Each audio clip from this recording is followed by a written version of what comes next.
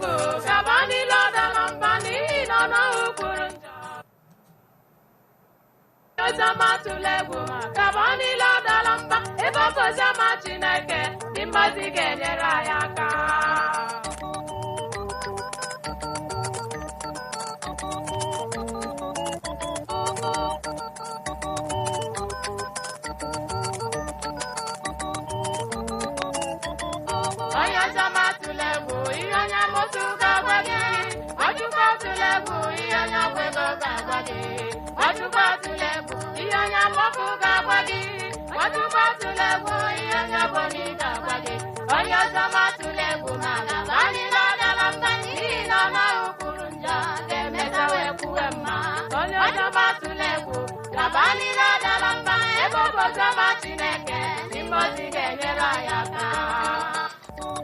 Che, ekwe ya nwoke anya jụ n'onu Chika nwanna. Njekene, ọya ka iji atụ egwu izi ozi ọma. Iyi kwere na nwa agwọ na-ego ire nna ya n'ahịa. Cheta na mkpakara adịghị ama ọzọ. Maka na asị na ịma ihe nọ gị n'ime. Ịmata na gị bụ mba ji akarịa n'ịhụnye n'ọkụ. Ya mere onye ozi ọma. Gị nwa Chineke, atụ na-egwu onye ọbụla. Atụ na-egwu ihe nwa dị iwe okpokoro mbe. Ma ọ nwaanyị amụsụ gị na-abi na ya adịghị agwa gị. Maka na ụta anaghị agba igwe. Ọ bụghịkwa na onye ọbụla ga na-ahụ iri ji n'ọkụ. Maka na otu ọkpa anaghị emekata eti ogbe akwụ aka. N'ihi na ọnwa ahụ atikwasị ogbe akwụ aka ga-awa ya mmiri. Ya mere adịghị akọwa Jizọs ọ bụ ihe m na-achọ ịkọwa. Hi everyone, good morning, good afternoon, and of course, very good evening wherever you are watching from. Oh, this is a very beautiful Thursday night here in Enugu. I do not know where you're watching from. I do not know the time difference where you're watching from. If you're listening to me and if you are getting my voice, please write at the comment section. Tell me where you are watching from. Write at the comment section. Tell me where you are watching from. And at the same juncture, I'm appealing to all of us. Please, I beg in the name of God, in the name of honesty, in the name of the hard work we put in here on a daily basis. Please share my video. Host a watch party. Copy the link to your friends on Twitter, Instagram, Messenger. Share the broadcast on every platform you belong to, on pages and groups, whatever you can do. I'm going to be very, very thankful. Once again, good morning, good afternoon, good evening, irrespective of where you are watching from today. And before I resume my commentary and analysis, I'm also going to tell you what happened today. Yes, a man, one of us here, a great man in this platform. You know, this is why you don't look down on people. This is social media. Because I've continued to appeal to all of us. Respect everybody. You don't know. You don't know who might help your destiny or your career. You don't know who is going to bring you down. A father in this platform, he lives in South Africa. He came to Nigeria. He came and he called me. He said, Kuloro, I'm in Enugu. How are you? Where are you? I said, I'm fine. If you invite me anytime, I'm going to come and pay homage. I'm going to come and pay respect for everything that you've done. You know, I went to his house somewhere in Enugu. It was, in fact, the most expensive place in Enugu was where he was living. I went there. I was welcomed by men of Nigerian Mobile Police, the Mopo. I was welcomed like a king to his house. It's very wealthy, but at the comment section, some will not know. He has capacity. He knows, in fact, he's one of the most powerful in Enugu, but he's watching this program. I went there, I was there for up to 2 hours, and I was given the treat I never had in so many months, and all that. This is for those of us who go about comment section or trying to ridicule people, to insult people and all that. Please, not just talking, you need to also help yourself. Because you might end up insulting those who will end your misery, who are going to ask you, bros, how are you? What are you doing? How may we impact your life? What are we going to do for you? So you need to be responsible, sensible at all times, because never can tell. You do not know. Thank you very, very much. And also, our people are appealing to me to find a way to help people acquire landed property in Enugu. You know, we want Biafra, yes. And if you can leave Abuja and leave Lagos and other places and focus on Enugu, Imo and all that, it's going to help us in many ways, because a lot of us who are against Biafra, those who have properties in Lagos and in Abuja, brothers and sisters, Lagos and Abuja are not far better than Enugu. I can assure you. I came to Enugu, I fell in love with Enugu. I am living in Enugu. Enugu has structure. Enugu is not good because of government. Government is doing absolutely nothing, but there is structure. Enugu is a pre-colonial city. So our people advised me, and I'm going to look into that. I am going to try to find a way to involve the biggest property company in Enugu. I want them to come to this platform and answer questions of our people. Because I was told today that there are properties you can buy for 500,000 in Enugu and leave it for 4 or 5 years, and it's going to worth 2, 3, 4 million or 5 million naira. There are properties of 600, 700, 800. So what I'm going to do is anytime you consent me, because this platform belongs to you. So anytime you consent me, the name of that property brand is Horizontal. If you know anybody in Enugu, talk to them about Horizontal properties. They are the biggest in Enugu. I don't know about Anambra or Imo or Aba. So I'm going to try to talk to the chief executive officer if he can come to this platform and tell our people. Then, after telling our people, if you want to buy the one of 100,000, 200,000, you call your family and friends. They can come and see. If they like it, they do the documents and give you. If you want to fence it, you can fence it immediately. So please, I had a very good day today, I can assure you. I had a good day. You know, big man can be. We are talking about the capacity of Enugu State Governor. The capacity of Sullivan Ihana Chochime. Chimaroke Ndamani. The man I went to his house today. Na platform I come no matter. So kira piche na ndina eba abo maaze balia fa baliage. A lot of people are watching without commenting. I don't know if you're getting the point. A lot of prominent people, a lot of people with capacity, a lot of billionaires, politicians, a lot of wealthy people, people who can make things happen, they are watching. They are scared of commenting or calling because you might insult them. If I had insulted this man, I wouldn't go to his house today. I went there, men of Nigerian police, Mopo, had to escort me to his abode. I sat there, I was comfortable, everything. They gave me everything. And I had intellectual conversation with our brother that I met on this platform. And I'm very happy. He told me, Okulora, you are good. You are selfless. You know, you are amazing. I've been watching you for a very long time. So, do not think you are going to be good for one day and good things are going to come. This particular man have seen me for several months. You know, today he was telling me the things I've done. I was shocked. He said, you are doing well. You are the type of capacity or personality who want to be governor of Enugu in time to come. He was even projecting me to be governor of Enugu in time to come. Who knows? So we will continue. If our people consent me, if you consent me, you also have to call me on phone and tell me. I will talk to Horizontal in Enugu, and the executive director will come here and tell you the areas of Enugu where you can get property of 500,000, 200,000, 300,000. Brothers and sisters, Igbo land is bad, but Enugu is something else. Enugu is good. Not because of government, but because of existing structure. Enugu is a place you want to live. If you want to move from Canada, USA, and all that, and move to Biafra land, there is no better place than Enugu. And you should put that into consideration. You should.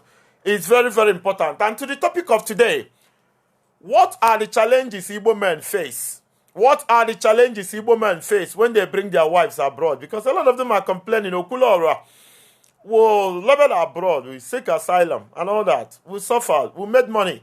We came to Owerri, we came to Enugu, we went to Abai, we went to Ebonyi, Abakaleke, and of course Onitsha, Anambra, Oka, and got married to a jobless girl, a girl who is worthless and all that. We made documents for her. We settled the family. We did everything. And we brought them to Germany. And today, they've called police to kick us out of our house.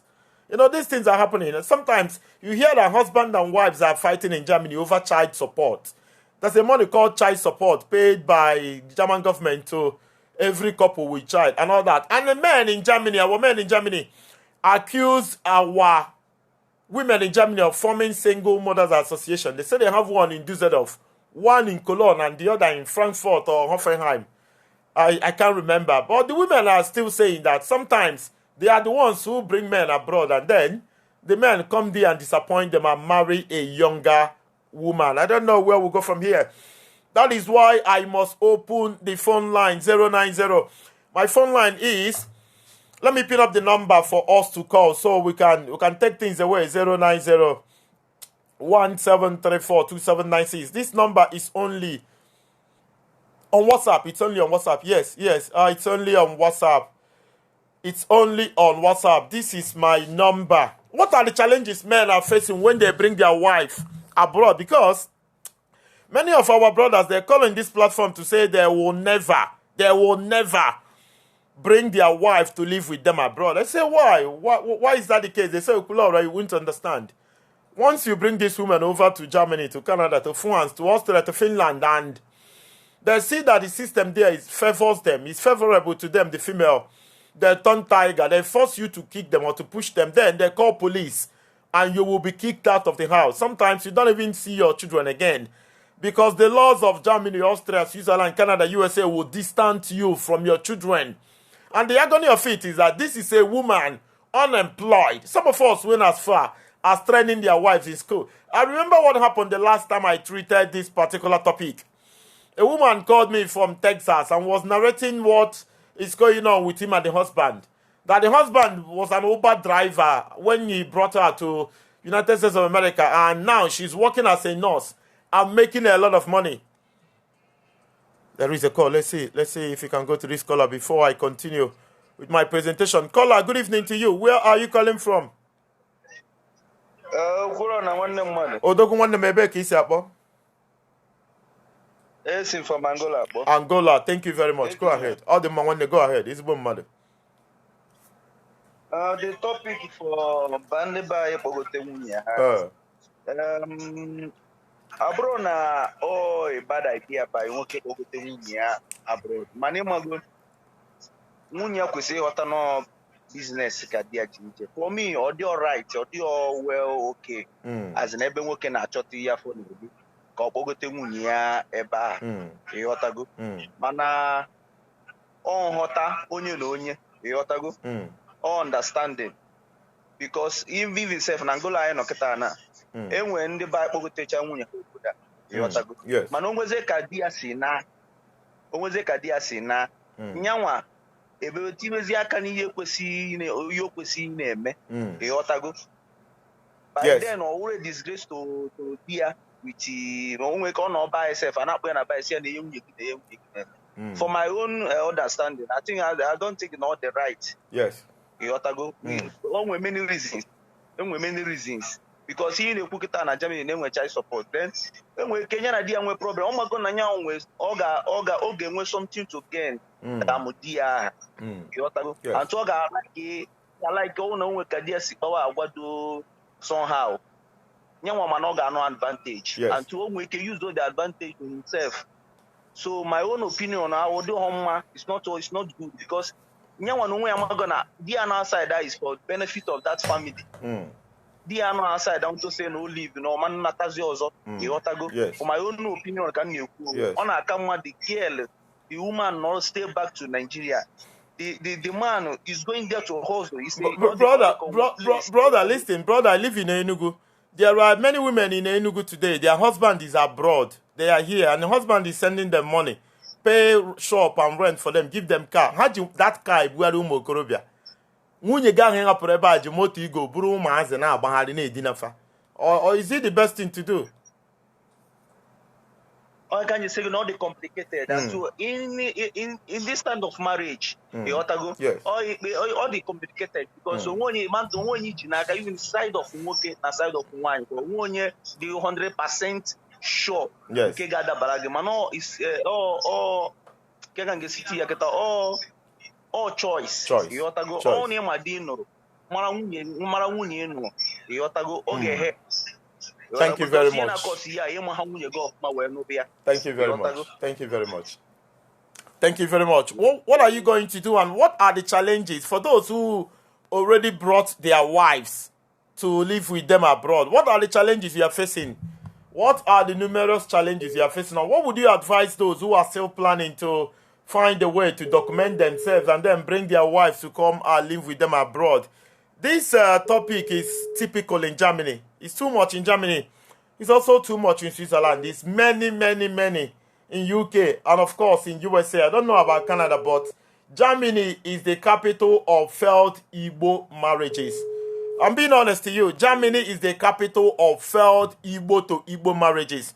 If you want to see Igbo wife and Igbo husband fight, kill each other, shoot each other, you go to Germany. It's too much there.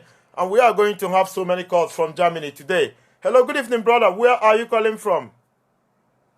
Yeah, good evening. Good evening, Odogu. United States. United States of America. Ebe isi upon a USA one name.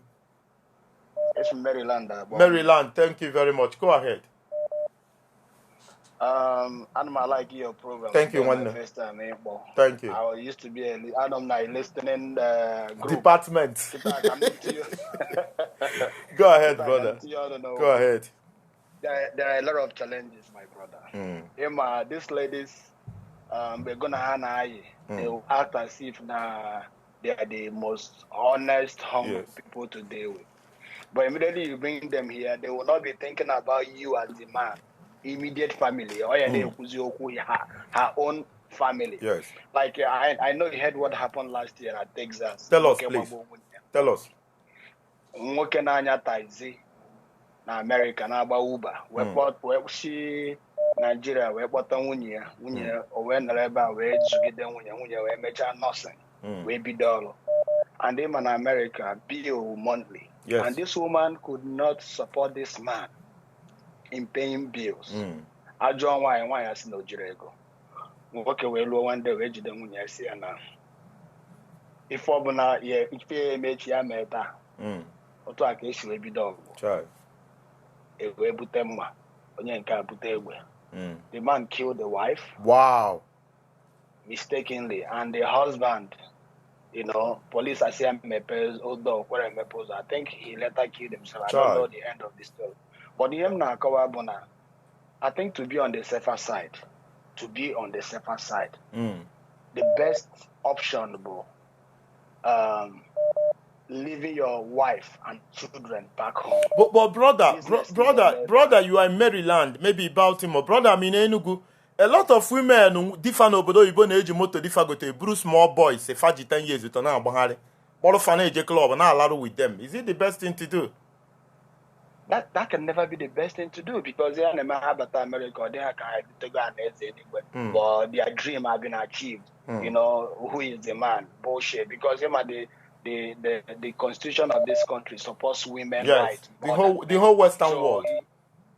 The whole Western world, especially in America. This America, even another only booze or choke, but as far as nearly you are on a woman. Yes. It's trouble. It's trouble. You understand? Yes. So to avoid those kind of things, I will level ID been doing in Nigeria. In fact, other African people are find we Nigerians as 9 are the too bossy or 9 are the too autocratic or one thing or the other. But the truth is, we are trying to set a standard. Our wife respects us. But for the fact that they are making the same money you are making. Yes. So equal one or equal two. And in most cases, the women will be earning more than men. Because in Anyoba, Nazu are nursing school. In Atafu, Nazu your wife. And when the money comes, everything goes. An hour. You see? $60 an hour. You see? Why can they make it? Make $400 a day. Child. Or $400 a day. What can I bomb you make it up $200? You see? So it just takes the grace of God. Now, mother no why, but at the humble to a point where she's making more money. Wow. I still believe in the marriage. You see? Or the rare. Thank you very much. I think it's only 30% can do that. Caller from Baltimore. Ka ebe nwunye gị nọ na Baltimore ka nọ na Owerri ka Enugu ka Lagos. Anụbere nwunye. Inube nwunye. Bịa nwanne jee na comment section jee duru ofu nwa. Jee duru ofu nwa ka idute ya Baltimore. Stop complaining. Women, ụmụ nwaanyị anyị si ga-akọzi n'ife ị na-akọ. Jee duru ofu de. Thank you very, very much. Thank you. Thank you, one day. You called from state of Maryland, and he's saying that it's scary there. Don't bring your wife. If you marry your wife, leave her in the village or leave her in the city. Don't bring her to the United States. And see, one day, no go one. Kebe munye gino. Or sim no be one. And see, I be on a comment section. Be out the road. Funwa. Umuanya ina complain. You know, money to umuanya in a comment section. Hana hatch or do had single. They are not happy. When you are not at Maryland, ne kuno no be one. You are not a bamba. There is a caller here. Let's go and see. Hello, good evening. Onye ọma na Finland, Odogwu, onye egwu. Onye isi, ndị nwe obodo. Please move away from your listening device. Move away from your listening device. Oh, nwanne. Yeah. Nna gị nke na-eme. Udo dị nwanne m. Thank you. Tinye okwu ọnụ o. Tai, nna my brother. M na-efolokwa up. M na-watch karịa watch. Ịma sometimes ihe karịa like this, I na-watch is watch. Yes. Last time you debate about this issue of your wife n'obodo Igbo. I was trying to reach out, but na call carry so I say you are here now. You are here. But at the end of the day, just like the last person kwuru okwu kita, I like him ihe jo ya na onugo nwaanyị ọkwa enu ya ọgwa gị na onube nwaanyị. So this kind of people in this kind of debate, a term they need is a person opinion on this kind of issue because one thing people now that matter is this. As na kisi we dobe kisi we lay your bed. Ki see we do. Okay, try he is squeezing on it. So happy oge. One, this woman, or something have to do with wisdom. You get more wisdom. Just like you on Ebuna. What are your wife Obodo Igbo? Somehow when they earn money, carry agon as a man. And so what? What is there? What's the key? This thing ain't meaning now. Now your wife may earn salary career. As long as that understanding not there. What's the need? Working less stress somewhere. How can you marry? You know why? I don't know what people say. Okay, apart from most of the guys in the Mehi Obodo Igbo, just like Ocho and Netherlands, so many guys are there, all on a street. Yes. Apart from guys in the Mehi Siri, maybe every 5 months or 6 months. Han on Nigeria, I found the reason why Onye Nwere as a permanent address Obodo Igbo na arụ. Why you live going in a hapro your wife? I don't know. Our Igbo people. Can you hapro in Nigeria? In a hapro in Nigeria. Okay, at the end of the day, but telling that the woman cheated on you. He blame. Who are you going to blame? How can you leave a woman in Nigeria 1 year? For another 2 years, and no one then I 5 years. People, I don't know. People will mind. How can you leave a woman in Nigeria? 7 months, 8 months, 1 year. In that year, life. Brother, one day in Finland, one woman, see na dia na send the kwego, man, go for the no na like no, you carry on na, young wine, no, so no, besakwa. No need to go into more than money. Which money? How much are you sending to this woman? Everything is not about money, but I don't know. Our people are just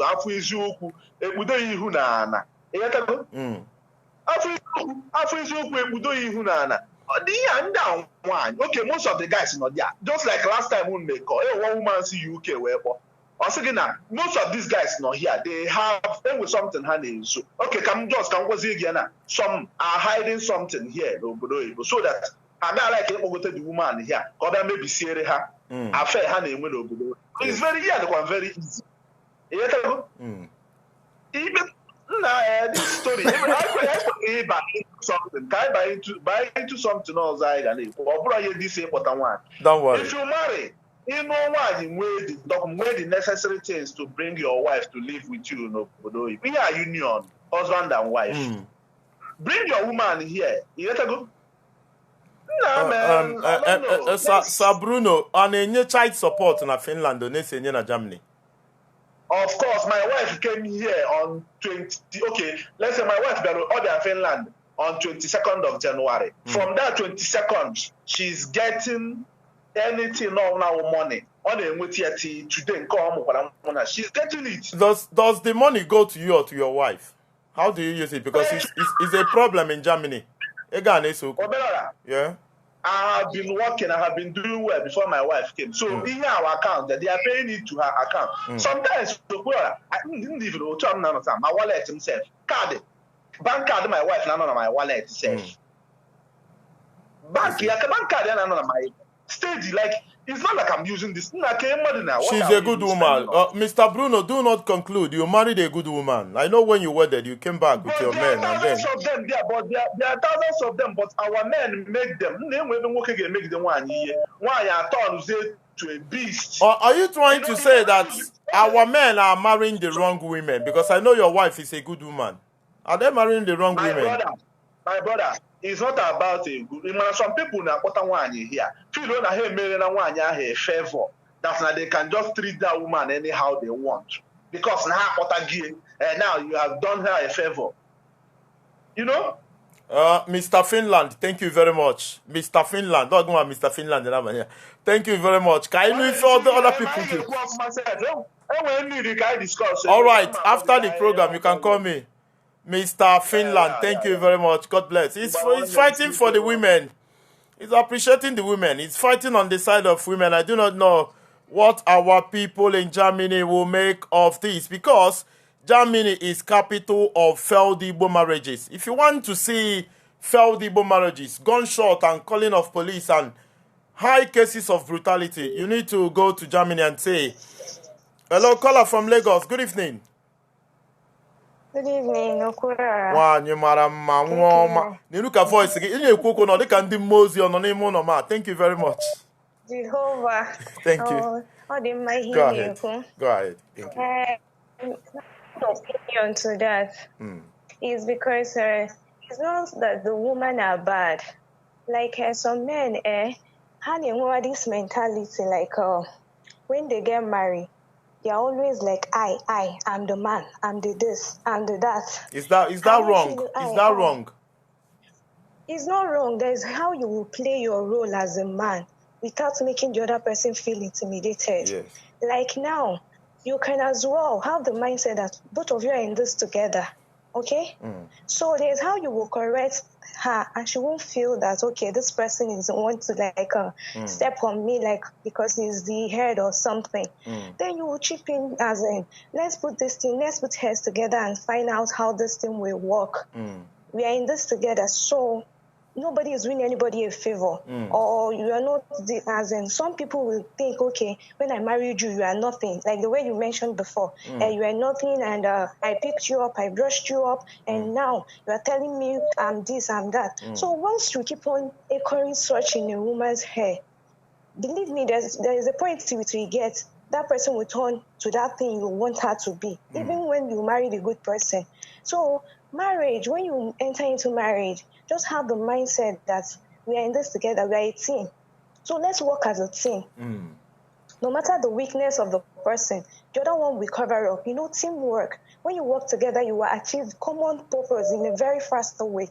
So when you bring that mentality, your leadership won't be a problem. Even though she come to America or wherever place she is, she will not start feeling anything or telling her that you are too distant. She will not remember, see, this thing, we are in it together. No, I don't want to hurt the other person. This person has been so good to me.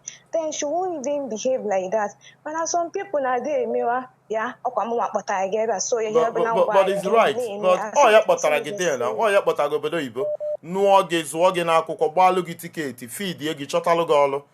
But there's no argument there.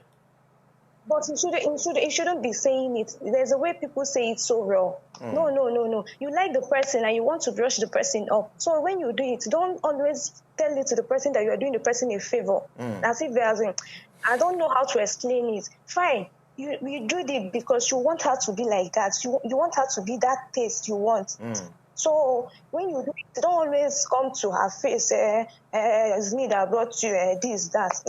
That kind of a thing. Only a woman more. Thank you Honestly, very much. Let's just be realistic. Thank you very much. A woman. You are obviously saying because you're a woman. We know. You are denying, but we know. Thank you very much. You're always fighting on the side of the women. Thank you very much. A brother in this platform, I don't even know that he's one of the richest in Enugu. Before now, I do not know. He's here. For those who are just joining, and for those who don't like to respect people here, I've continued to appeal to our people. A brother here, he called me Okulo. I'm back. I'm in Enugu. I went to his house. It was unbelievable. This man is in the same level with Governor of Enugu, the senators in Enugu. He's in this platform, and he lives in South Africa. A great person. And thousands of other people are here with same capacity. So be yourself. Be responsible. Be respectful. Do not insult people. You don't know who is who.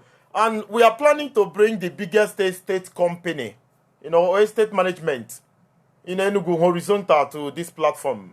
I'm trying to see if it will be possible to get the chief executive officer. So we'll come here and tell you where you can buy property of 500,000, 400,000, 1 million, 2 million in Enugu, and how fast it can appreciate. You know, those of us who are thinking about Lagos or Abuja, you want to buy land in Port Harcourt. Some are even buying land in Kaduna, Kano. You need to have everything can come to Enugu. There are places in Enugu that you'll be. You feel you are in America, in UK. These places are in Enugu. For those who want to build a house in the next 5 or 10 years, there are places in Enugu you can acquire property with 500,000 naira. I don't know how possible it will be to bring that CEO to this program this year. It might be next year. As soon as possible, when you consent, I'm going to bring them to explain to you. And anyone you want to buy, you send your wife or your brother or your father or your mother. They are going to come to Enugu and see. If they like it, they tell you, you can buy. Take your documents and fence it if you want to fence it. So, thank you very much. Thank you. I had a very good day. Let's go to Indonesia and see. Caller from Indonesia. I greet you. I greet you, my brother. I greet you, one them. Odogu, one them. Go ahead. The good man. Odogu. Chairman, Indonesia. Thank you very much. Yeah. My brother. I am going to you pick it to call in the Europe. Pick it in America. You pick it work in the Asia. And Odogu. Mateke Roreke. Okay, I got that. In my yarn, why I go over the evil. Or the defender. A boy, no. Maka, what they should be by I want to. I will take shape in Europe or what they should be in America. Yes, a beck is a book of family bisa, Buffet bisa. Jakarta, Indonesia. Thank you very much. Yeah. Jakarta, Indonesia. So, if why I be able to go to one, I go my and my wife and I buy on Igbo. I go in Nigeria every 3 months or every 4 months, if possible. But sometimes, we can reach here with the intention that you can reach under 5 months or 6 months. I mean, your teach is a shorter work. Yes. We go ahead and target together. Many times, madam, about that, we cannot target 12 fish. Yeah. And I want to go below you, can be a billy, no below you. Oh, yeah, my around about it. Yes. Okay, Nakota. So, Manage put them at a area Pumunia and Nigeria, Manoya told girl why. Or guy losing why or let him bugger. Metayone me papa Nigeria go one at one mana that issue kuma orogini o depend ebe onye no ebe anyị no na ebe ga-akpọ nwaanyị abịa. Yeah, you can't bring your wife to Indonesia. It's impossible. You don't do that. Yeah, onye nwere ike ime maybe onye nwere office onye mega business. Yeah, that is 2% over 100. 2 over 100. Yeah, yes. Yeah, and let's talk. Can you put Toyota is like 99%, 99 over 1. Yes. You understand? More or less. I want why in the why or anya love maybe or anya love from Unia Padata. Because someone why you will get me in Niger or say agreement taken after wedding, Nagina about gates from that. Una Badata. Even though some no Badata, it's not about our country, not about why. One you know na buy si no enoche kpọrọ ya na be gwani ya na ibi Indonesia. Onda na-achụgo ọsọ na-achụkọ nwunye gị ya gwa ya na ibiro ya nke no Indonesia ka ibi. My brother. And I do even auto no na I'm Indonesia di ma anya ọma na Indonesia. Ijiri anya ọma nwanne ọ ka ọ dị mma anataba. Ọ dị mma anataba. I no go here for some years now. Mana I'm not here more than 1 year. Na agota mana nke mmadụ nke nna chizo na anọgo more than 1 year. Even though type when him na gig back in Indonesia. You see? Yes. My profile, everything. Nwanne ka ebe nwunye gị nọ nọ be anyị ka o were ka Enugu ka Ọka. Mba nwunye m nọ n'Aba.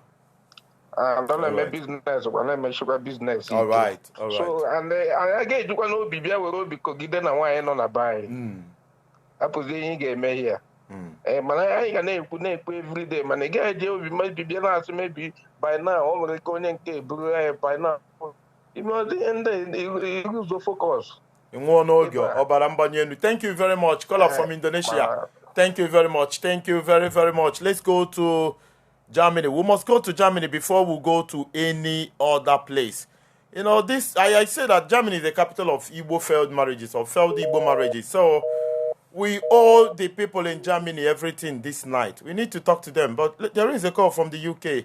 There is a call from Spain. Calls are too many. Let's go to Germany and say, caller from Germany, good evening. Please move away from your listening device. Please.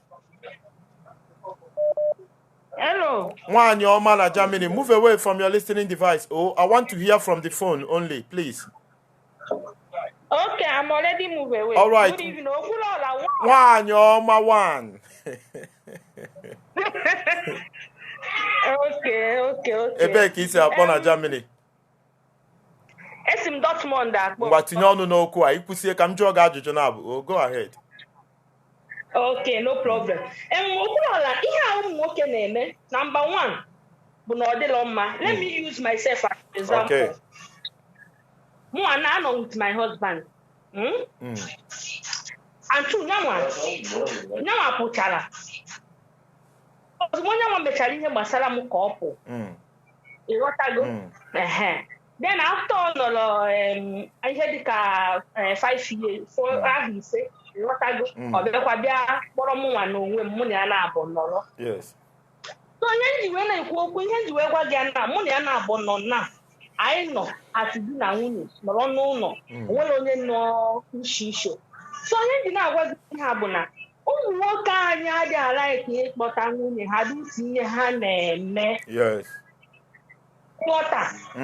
Dịtụ ihe ha na-eme, ọ na-eme ha adịghị akpọta. Then ụfọdụ kwa condition na-emekwa na ụfọdụ adịghị akpọta. Ụfọdụ bụrụkwa ndị ji otu na-ebịa ịma na mmezi ụmụ nwoke be anyị fat ha na-agba alaba nkụ ebe na ebe na ihe ha na-eme. Nne ka ifebe alaba nkụ, ama m ifebe alaba nkụ kọwara anyị o ka ifebe alaba nkụ. Ka ifebe alaba nkụ ama akwa m ife. Ha na-agba n'ilo na-agbasi ike ha nwozi nwa nwunye mmadụ sef ha ga-ala ike iji ọkụ gị sef na ite your time. Nne isi na ụmụ nwoke anyị nọ na Germany na-achụ nwaanyị na-ebu nwa nwunye mmadụ na Germany de.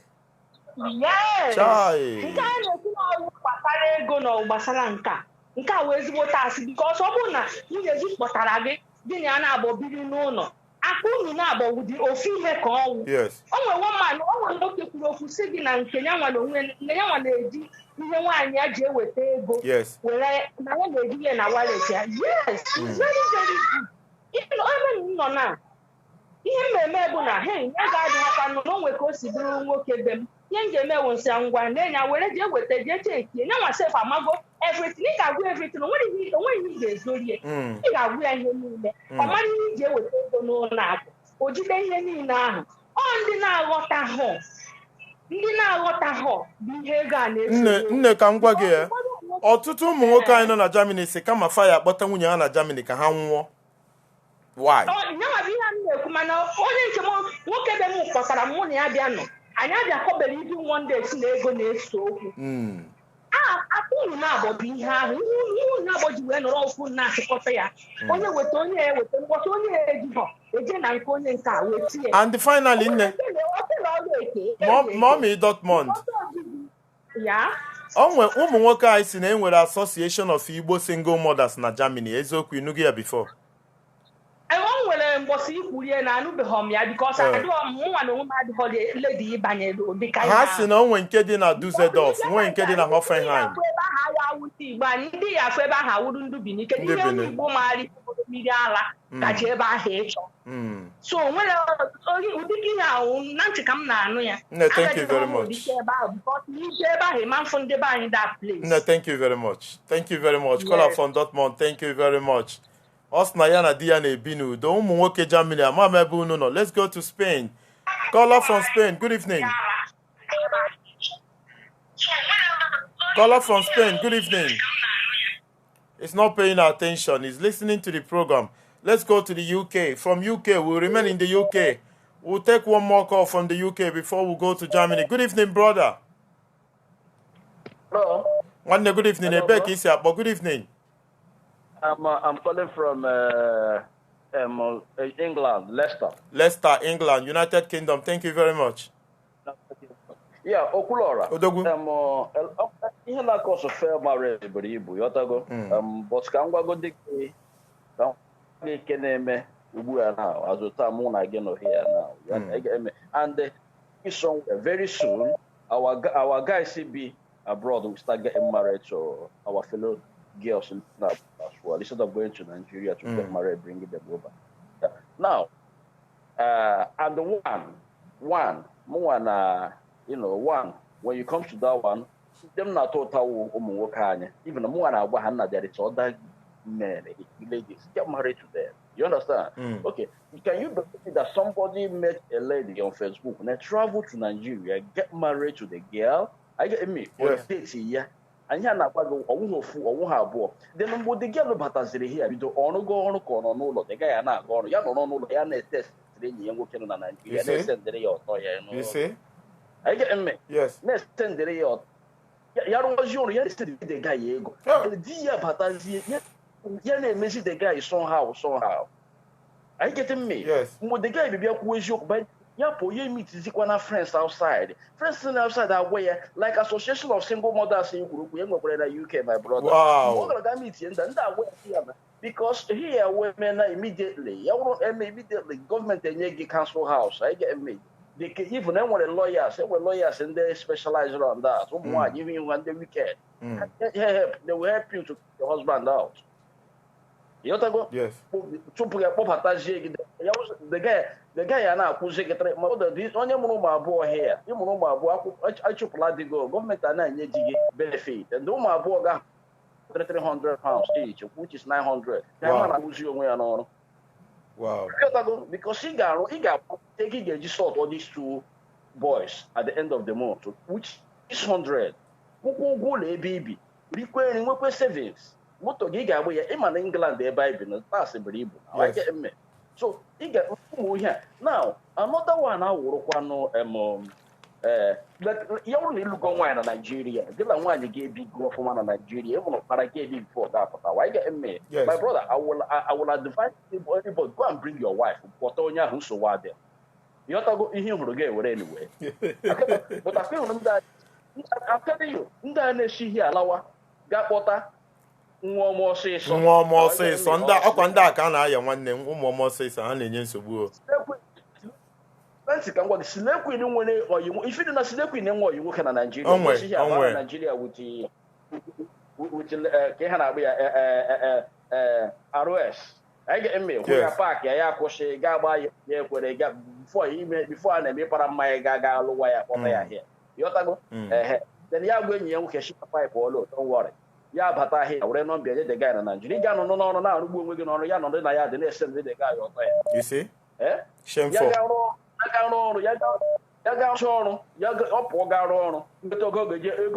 Support or the guy. It's a shame. And at the end of the day, guy is not one or who name. I get me. Yes. It's not one. It's not. Thank you very much. Thank you very much. So here now. I'm not against the guy long one. What I get like I believe you need to get yourself ready. Whatever happens. I'm telling you, you take it. Thank you very much. Caller from Leicester, England.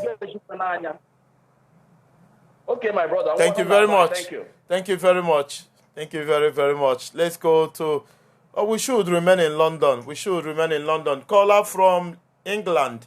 Good evening. Hello. Good evening. Good evening. I'm Ndubisi. Ndubisi, go ahead. Go ahead. Yeah. Now, if I'm about to cut off now, if I name if I'm going to put no boda kale. Na UK. Especially omolo na UK. Omolo say the man about southeast side village, Thamesmead. Yes. How can go about Thamesmead village? Chai. How can go about my brother? Chole no one. Ndi ba tin na tas ba no one. Say pam ma chole na ta. We no do no boda. We cho one no ta. Mo ngwa ima the system. Mo ifa na akọ n'obodo. Mo na I need to live with ego. Nna di na nwunye and wife need to live with ego. Okay, may solve our problems for once. But almost some of my friends who say why they wanna buy. If I have a very very bad thing come up to them. Yeah, my brother could be so. Some of them na no why drop on Nigeria. Yeah, I draw more game. That's why you wear number. I'm trying no one number one no boda. I can no one no boda. More mona. And no one you tell why you tago. I need pure for my system obodo. Mama system obodo. And more no Igbo. More so Igbo buy. Not only Igbo buy. As na more so no new film money obodo. Igbo can no kwalo. Only Igbo amo na UK. Mba, only Igbo amo na buy but na obia obodo am board opelumpe. Okay. 118 years. Okay. Oma culture. Oma culture, yes. And then we'll a lot of them never know. And even for level Igbo program, even a Igbo program. Ama mi phone you open na agba natalu ebe abia no nwanye. Ebe ụmụ nwanye ba manda model no si, eh? Ha kan ko but ni ni diri wotu ngo ane. Ben there dan ika for nwanye no boda. Yes. Nwanye my face. I can agree. But na iya na po single mother ha kale no boda. Ha na chupu nwanye ka di na ni na bundi bela abia from buy. Bundi ni me that bundi bela from buy. I na those things Odoroma. Can go to southeast. So you know London now. Southeast village, Thamesmead. How can government in Funo? Wow. So how will like go to have a village like Asia and as if Chupu Chupu no. Which means they have association, they have a group. Get almost looking men. One woman in the just a meeting, I don't a meeting. Every time this woman, I'm gonna complain to one woman, see her the head and me. The woman what you put there no. We're going to put there no. The woman to put there no. They get put one also. I better meeting that's all one year. But that woman said to put there no. The meeting foul. Yes, I go. The one I say I think to put there no, but na come na dumbi. Yeah, blue big case. Na the village meeting fa. What's that to put there no. Na how will meeting? How will load? And some of them na laugh in the muddy. This and each. Hana funding money this nature, but some of them are for Bunino Canada. Give me a problem. Na your family. You got the name. Yes. Give me a problem. Na your family. A lot of things. It's a shame. Thank you very much, brother from UK. Thank you very much. Thank you very much. So many complaints coming from the UK. You can now start to argue if it's worse in the UK compared to the Germany. I do not know, but our parents are having a lot of problem in diaspora. They are having a lot of marital issues, ranging from finance, lack of trust and all that. But our sister Paul from Dortmund is no more kind of Balabanko too much in Germany. Hello, caller. Good evening. Good evening. Good evening, brother. Where are you calling from? I'm from Oberhausen. Oberhausen, Germany. Thank you very much. Go ahead. Yes. Thank you. Thank you. Please move away from your listening device. I am hearing myself. Please move away from your listening device. It's not close. Advice in there, ya biko ya eleru anya nwanyị ọ na-alụ maka ịbịa na Germany here ndị gọọmenti sistem obodo a mere ka nwoke na nwaanyị enweghị ọnụ nkịtị ụlọ ga-akọ enye nke nwaanyị ụlọ fọrishiere ego na-akwụghị ụgwọ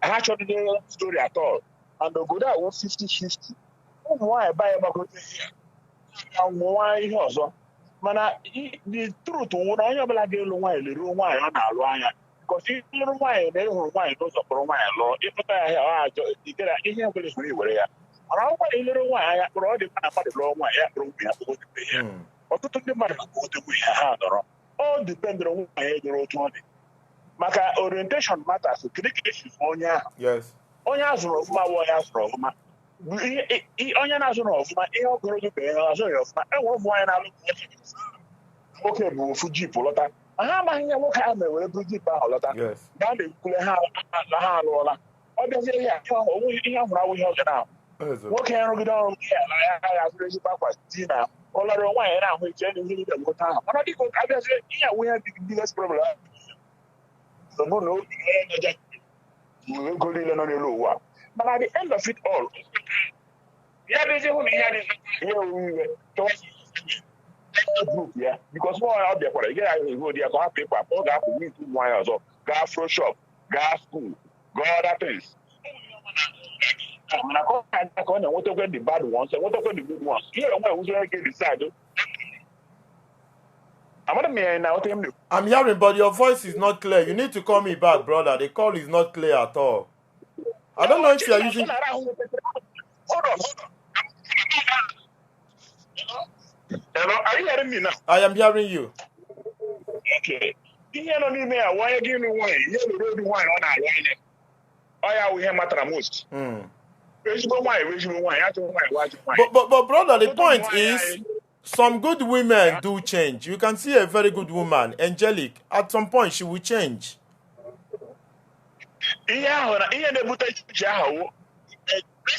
That flocks together. Some people get pretending hard the good at the initial time. How they say that is color. So that is the simple thing. Thank you very much.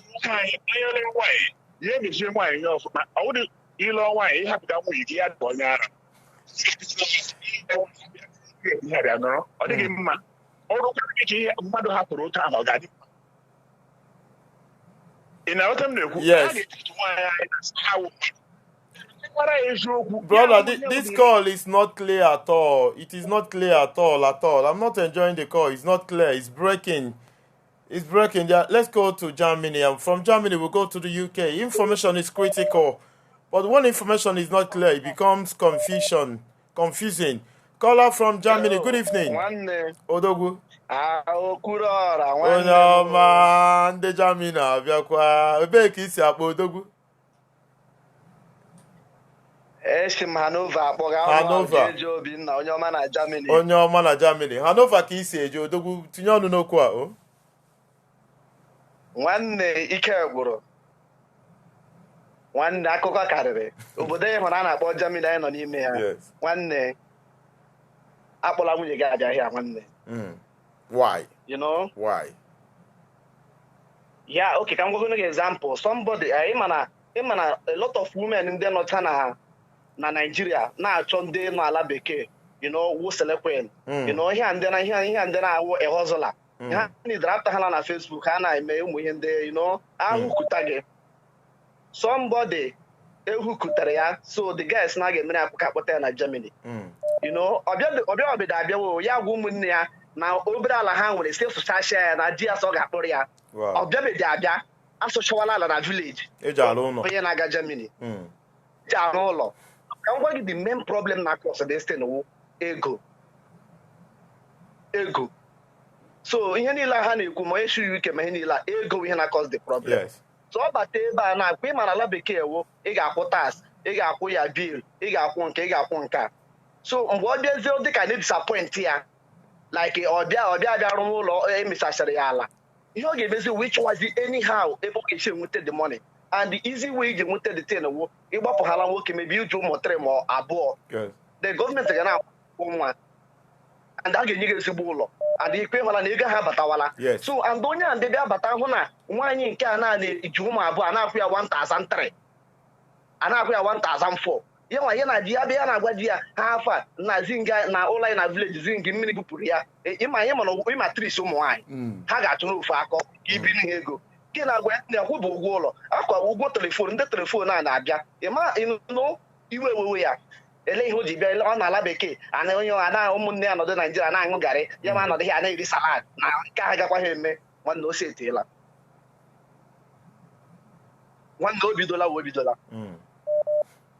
so the thing ị nwere ike ime ekwe eziokwu enwekwara ezigbo nwaanyị o but m na-agwa gị the main problem na cause ha wee ego My brother, ka ebe nwunye gị nọ, odogwu na Hanover, ebe ka nwunye gị nọ. Ọ nọ Baị ka ọ nọ Hanover? My brother, nwunye m nọ here. Ọ nọ Hanover. Yeah, iwe na-asị ndị ọzọ akpọtara nwunye fe ebe ị nọ gị na nwunye gị na-egoli na Hanover. My brother, ịchụlụ nwaanyị gị lụrụ nwaanyị ebe a na gị lụrụ nwaanyị ebe a m na-ekwu gị ụmụnna asị gị na nwunye gị ebila akwa ị na-ekwu ịlụ kpọtakwa ihe a na-akpọ discussion. Yes. ghọta m ọfụma ikwu ga-esi ị chọrọ gị na nwaanyị bi ala bekee mba isi ịlụ na Naịjirịa kpọta. Okay, ị nụrụ nke gị na Germany there? Yes. Okay. Yes, enwere a lot of women here. Yes. My brother, because onwe nọ na UK sị gị ịlụ onye mara na culture nwanne ma culture ahụ onye mara na akwụ ụgwọ bil ọ ma esi ata ahụ akpata ego, my brother. So ihe ọ bụla i kwuru ọ ga-asị gị ya even ọ ga na-asọpọtụ gị mmụọ. Onye si Naijiria bịa na ọ ga-asụli Dutch ihe makwa na ọmụ nwa ọmụ ụmụntarị ya enyewo gị nsogbu ọ ga-asụli Dutch ọ ihe ọ ga-arụ. You're right. So ịbọta ịlụ onye nọ n'obodo a na-asụ Dutch ụtụtụ bụ ọgụ nnọọ ọ nwere na-akpọ mini job ọgụ nnọọ mini job ka ọ na-aga 450 euro ya eji na-asọpọtụ gị ma onye ji na-enyedịrị onwe ya aka na-enyere famili ya aka ịhụrụ that system a na-agwa ụdị ahụ na-achị gị si ị na-anọ mini job ngwa were nke atụkwasị na nke iji ya sị gị thank you sir. Bụta echi na Naịjirịa adịghị abịa buru ime mụọ nwa echi ya sị gị na n'ụlọ ha zing bupụrụ ya. Sọ nwa ka ọ nọ na-amụrụ gị na Germany ọ mara asụ Dutch ọ da-alụ ụlọ. Nwanne ọ ga-asụrụ Dutch ihe ọ bụla ya wee mụ nwa ọmụpụ ya ma ọ mụta ha latrị ahụ abịa gwa ya na latrị 2000 ka a na-akwụ ya ebido nyewe gị nsogbu and ị ga na-edi ya ọntụrụ nsogbu akarị ya bikos nwanne hapụkwa ya pụọ then ị ga na-akwụkwọ ụgwọ nwa ahụ bikos ọ nwa gị gọọmenti ga na-abịa enye gị nsogbu ya na-akpọ child support. So ị ga-ahụ na ị ga-atọ atọ. Brother, onye nọ n'obodo a ga-abịa. Brother, onwe ele dị kpọọ n'izizi onwe abụba oboro unu sị ka m gwa gị ma m igebe gị ọ sị na unu nwa bụ ụmụ nwoke anyị nọ na Germany na unu na-agba alaba nkọ na unu na-eji edina ụmụ nwaanyị ma nwunye mmadụ na Germany there allegation oboro unu ebe a.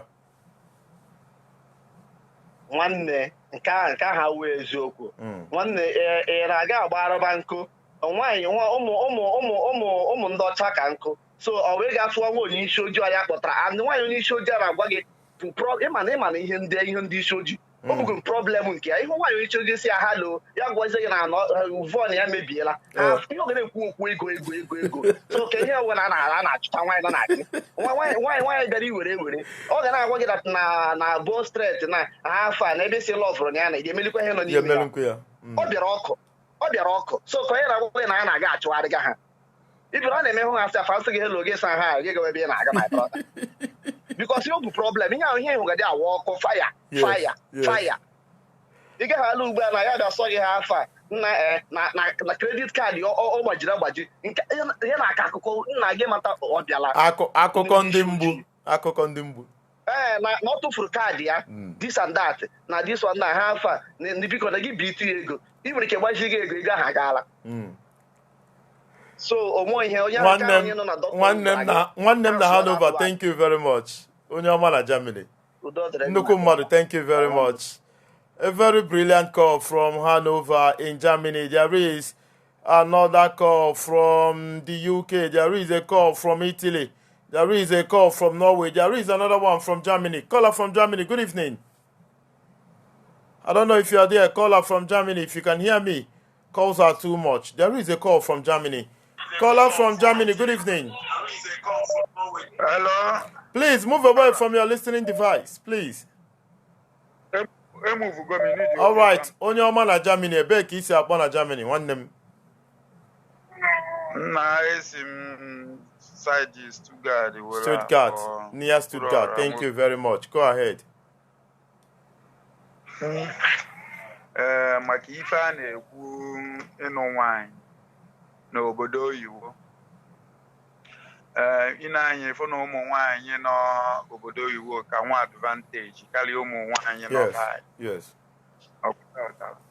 and ịma na eche ene n'ihu ene n'azụ wee mara etu anyị isi wee kwa nwaanyị ukwu wara ị na-anya efu na ndị Igbo 200 for example ndị Igbo 200 na Nigeria na nwaanyị 50 nwoke 50 mana 45 of the men apụgo yes jechuwa ego then 5% for n'ụlọ while na ụmụ nwaanyị ka follow 48%. So na keluzi onye ya anụ ndị ahụ. It's a problem. It's a problem. Mmadụ n'itiliga. So ọ hapụta na-ekwu jọvụ nwaanyị nọ na Germany na ọchọ nke nọ na UK na ọ nọmalego tradition. Nna aka ngwa gị eziokwu. Ezigbo nwaanyị bụ ezigbo nwaanyị. Ifo akwe na ezigbo nwaanyị. Sịrị nya olu na nke ije kpọta n'ime gota kpọrọ ya bata obodo oyibo.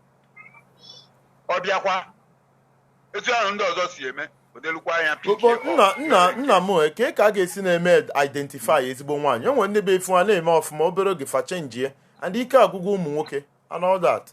How do we know the good women? God bless you. Ịma na onwere ụbọchị ngwala onwe ụbọchị imeluwo onwe ụbọchị ime program mụnwa wee gwa oteo na ndị be anyị na-atụ egwu unknown ife gbara anyị egwu a na-atụ wetin you never see you dey fear for known wetin you never see with your eye, you know. Ịma na anyị ilu onu mmiri anyị wee cross for ya yes like anyị nwa na wolugodo anyị nwa nne na nna anyị mụrụ for example anyị na-apụta from many of us na-apụta from good home mana anyị lụzie 18-20 years anyị choose if I shall. Everything about life is risk. Oh, if I can talk and the mother. So you want our men to go and take risk. You want them to go, including myself, Okulola. We should all go and take risk. You should go and take. Now, you mean risky? Yes. What are not at listen be dinner no te okuni ozi again. Let's go just sleep, you know, wake up. You're right. Let's go to walk up for road. Just so nine can fall and die. Let's go to walk up for road. You know, even see the motor where motor na can die. All the Okulola are not, you know, this life are not, you know, everything we do for this life is all about risk. So that woman where you want to go marry, one year you nwa idurukwe n'ofe ọpịa wa ga-azụ ị ga-agba ọsọ ka ị ga-anọ egwu na-atụkwa m nwa n'ebe a n'elu m egwu na-atụ m nwanne m ebe anyị nọ kịta ngụnwa na etu ife ihe eme na vice versa ebe anyị nọ na Nigeria na-eche ịnụ nwaanyị na ịdana ịnụrụ ngụnwa nwere nwa opportunity ịdana ịnụrụ nke be anyị maka ndị na-anụ agbafuchi na je gbawa mbọ ọ n'ịnụrụ nke ọwụ na chọọ of course ịdana ịnụrụ nke be anyị ma ọ n'ịnụrụ nke n'obodo oyibo ọ bịa go na ahazi ife kwesịrị ịdọ. Yes. Okay, na hot ife na you're right. Mana ọ nwoke nọ ya obodo oyibo osi no need n'ịnụ nke na-ebe a nke nọ be anyị ọ na-asụ Dutch nke na-ebe a mụrụ ya tinye Dutch n'isi ọkwa ọmụmụ ka ọ mụrụ ya mụta. Yes. Then kuzielu onye nke ahụ ịkpọba anyị wee bịa. Thank you very much, caller from Stuttgart. Thank you very much, sir. I appreciate. Thank you very much. He's urging all of us to learn to take risk. We should take risk. That breath is risk. Life itself is risk. Everything about this life is risk. So he's telling all of us to go and take risk and get married, including myself. That I should go and take risk. Well, what if you take risk and it turns bad? What are you going to do? Who are you going to call? Would you remain in the marriage for the sake of reputation and integrity and all that, or would you run away? Hello, good evening. Caller from Italy. Good evening. Onye ọma na Italy. Ebe ka isi akpọ na mba Italia, odogwu? Nna from Emilia Romagna, Bologna precisely. Bologna. Thank you very much, brother. Go ahead. If in topic ga mma, mana some ụmụ nwoke anyị ha na-enye anyị misinformation because ihe nje gwa gị ya biko ị ga-enyetụ m just small time. All right. na-eme ka anyị hafụ ịghọta the secret of this marriage. First of all, marriage abụrụ ihe ndị mmadụ na-eche. Ọ dị ka this last caller, ụjọ bụ ihe na-eme people to lose many things. One, ka m bido from ụmụ nwaanyị obodo a na-anụ n'obodo a. ụmụ nwanyị Igbo ada emekebe travel or few na-eme travel. Ịghọtago? Few na-eme travel. Ụmụ nwanyị ga-afụkarị ebe a bụ ndị Bini ka ị ga-afụ ebe a wee n'Europe oresigakwa London. Ifugi London sef ndị Igbo nwa sef ịma mmụka na ndị Igbo most of them. Ịghọtago? Bụkwa ndị amụrụ ebe ahụ. Then ndị nke ahụ bịara abịa bụ ndị Igbo godi bịara abịa ụmụ nwanyị bịara abịa bugodi ndị gbagodo Oshonko ike gwụ ha bụ ndị ahụ bụ ndị nwere ike inweta etekie gị obere serious because ha agbachago Oshonko ike gwụ ha. Then inwetazie nke dị young na-agbaba Oshonko ọfụma. Ịghọtago? Nke ahụ si ị ga-ewepụtazi ezigbo ndidi ị ga-eji wee soro nke ahụ because ihe ọbụla o mee gị ị ga na-asị ma ị ga na-anọ because nke ahụ ga-enwe ike ịpụ anytime because nke ahụ amago the law ebe a mara everything. Nke ahụ agbatebe aka nke ahụ believe that na ọ apụghị na onweta onye ọzọ. Ịghọtago? So gụwa na onwe gị nwetara ya ga-adị careful ihe ọbụla ọ na-ekwu bụ mama. Ịghọtago? Ole sikwa enwekwa few one or two inwekwa ike inweta truly in love with you. Ịghọtago? That will do everything you like, give you her money and everything. That one is bygone. Then inwetezie another type n'ebe a here now bụ ndị nke abata ha abatabeghị ego bụ ndị nke sikwe Nigeria abata ha abatabeghị ego. Ịghọtago? Then gị na ha nọrụ anything ibi ime asị ihe ha ga-ajụ gị bụ are you the one that bring me in abroad? Do you understand? Yes. Then those ones now is another category. You understand? But na-achụ ego. So now let me go to Nigeria, East Nigeria, kpọta wine, bịa obodo oyibo. Just like that caller cool. Some of them are under the bad, some the risk, some the good. You want to go? Yes. Some from more is instead of going there and not happy in Africa, it's better than you know Bogota. You want to go? If you eat you do job, umuoka is such a cost. Yeah, umuoke gana no wine. More, I'm a married man with 3 kids. You want to go? Yes. So and I went even though now under 1 week in for I just don't pay. Like is my type of woman unlike it. May you want to go? Or my answer but there or make him Kenyan chance. You understand? Ọkwa ezigbo nwaanyị dị ife a. Nwanne ka steeti nwunye gas na ọma ka afọ m ya na ụmụ gị. Very beautiful woman. Enugu. Chai. So, ihe njina agwa gị ya bụ meet say under 1 week na ị ga-anụ m na achọrọ m ịnụ gị. Ọ sị m ka eche ya mabụrụ onye mbụ. Ifu gị ya. So, but I'm saying my sister not the most sister because and the baby go up na I na atakwa afọ ebe because ihe na-egbu ndị be anyị na-esi Nigeria bụ iru ebe anyị kpọpuo ntị ihe belt ihe chain ka nkịta ije buru moto dịtụ obere ego je chụọ nwaanyị as a high class. Yes. Then the lady soro as a high class person. You want to go? Then you can bend down, explain to the person nekwe situation then abroad. Nekwe yen agabiga. You want to go? And some of them habata or if we na update or send only a law student, naturally a doctor or something because no man a doctor. Why you go doctor? Na 9 grand na quiz whatever doctor. Yes. And they go and working at your doctor. A gallo school. Brother in the doctor. Hano rana na nwaanyị na-agụ nursing. Ị gara ị pasịrị kwa 6. Ije buru nwaanyị na-agụ nursing bute obodo oyibo kwụbalị ụgwọ akwụkwọ. God bless you. Yes. God bless you. So, ibutezie that kind of woman batazie na London or any place in Aguhugo, then we never been met. It's just condition. We are not Thank you very much. You understand? Thank you very much. That Caller is from what Italy.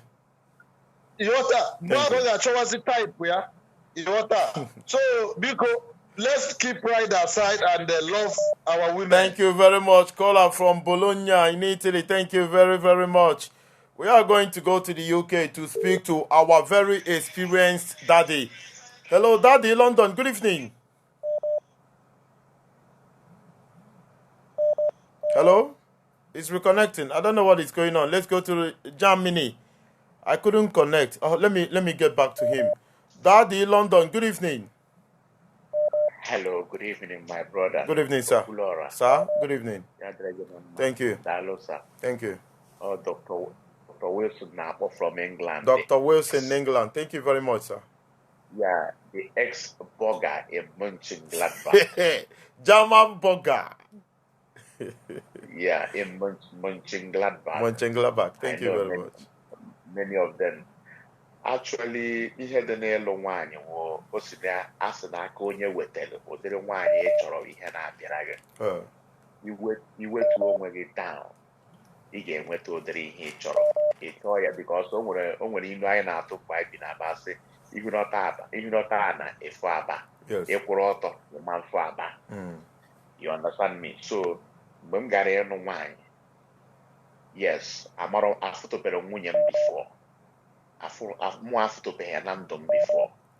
Ọkwa dịka ndị be anyị si anụ nwaanyị ama atụ mụ agarịga na-ama atụ. I have to say, okay, onye nke aka m chọrọ. We came to Germany, ọmụsị ụmụ mụ akpọrọ ya bịa obodo a obido school n'isi. Now, this November, ọ graduated as a nurse, first class degree. Wow. Mụ adụrụ ya school, obido go ọrụ. 2 weeks ọrụ goro ọrụ now. You know, so onwekwu one of our sister na-ekwu because that na German guys na-agbana. Yeah, I grew up in Germany. Germany no ka my home. Ebe a ka m nọrọ 25 years. Wow. You know, so yes, German guys I gbara n'ama because this is a place you went. Your parents are not there. You know, ka nkịta tọpụrụ na chair. Yes. You don't even care the age. And the key name in Africa life along the line already a part of your life. Already a part of your life. You don't even care how old the woman is. You don't even care because one cheap na Germany. They don't ask for money. All they need is satisfaction. But no. For any black man, black men, they run away from black women because black women have a problem. Yes. And they show that no matter where or whatever. Nobody have time. Even Cameroonians are not there. So everybody is on the road. But yes, this is life also. I live in Germany. I've been such a life in Germany. I bought there because in Germany weekend. Oh, na London, people na run till Sunday, Monday to Sunday, non-stop. But in Germany, Saturday, Sunday, no free. Na Alabanco, Burungwa na bari. Na ga club to club. You know, you see about you when you get on a child, head there to Lagos, you watch up a lot. So this is the life in Germany. So, but in Kendoji, I heard that as in the there was a different life and but when we grew up in Germany, yes. There is ihe onye ọcha na-afọ ọsọ gị na ị ga na-eme ka i wee nweta akwụkwọ gị imegidezi ọrụzie part of your life. Yes. So and that thing bịa mekwu a lot of us abịa na-enwe fear ịkpọta nwunye ha na Germany because the type of life ha na-ebi. But one thing I have to say, as long as you're a man, anywhere ị na-aga kpọrọ nwunye gị, join all your body ọ dị mma ọ dị njọ. And the only thing na kedu etu i siri wee gaa ịlụ nwaanyị, kedu nwaanyị ị gara ga ịlụ.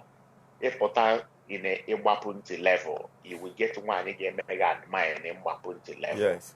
But ịchọ nwaanyị iwulọta ala very well, a ga-achọta gị nwaanyị. But i were anya isi were iji wee si from Germany were ofere njegaragara bata, ị mara na ị ga-enweta nwaanyị nọ na ihe a na-akpọ efulangodi. Nweta nwaanyị efulangodi. Ị na-idie nwaanyị ị ga-enweta nwaanyị be anyị. Ọ narute ịnụrụ ya bataruo, she will calm down because and they tell the woman what you are doing that na na-atakwa afụfụ because it is not easy. It is not easy. Because Germany is a place, if you leave Germany finish, you can live anywhere in the world. No matter anything they are doing to you, you will survive. Even people will be surprised and can you hear this guy just survive this thing?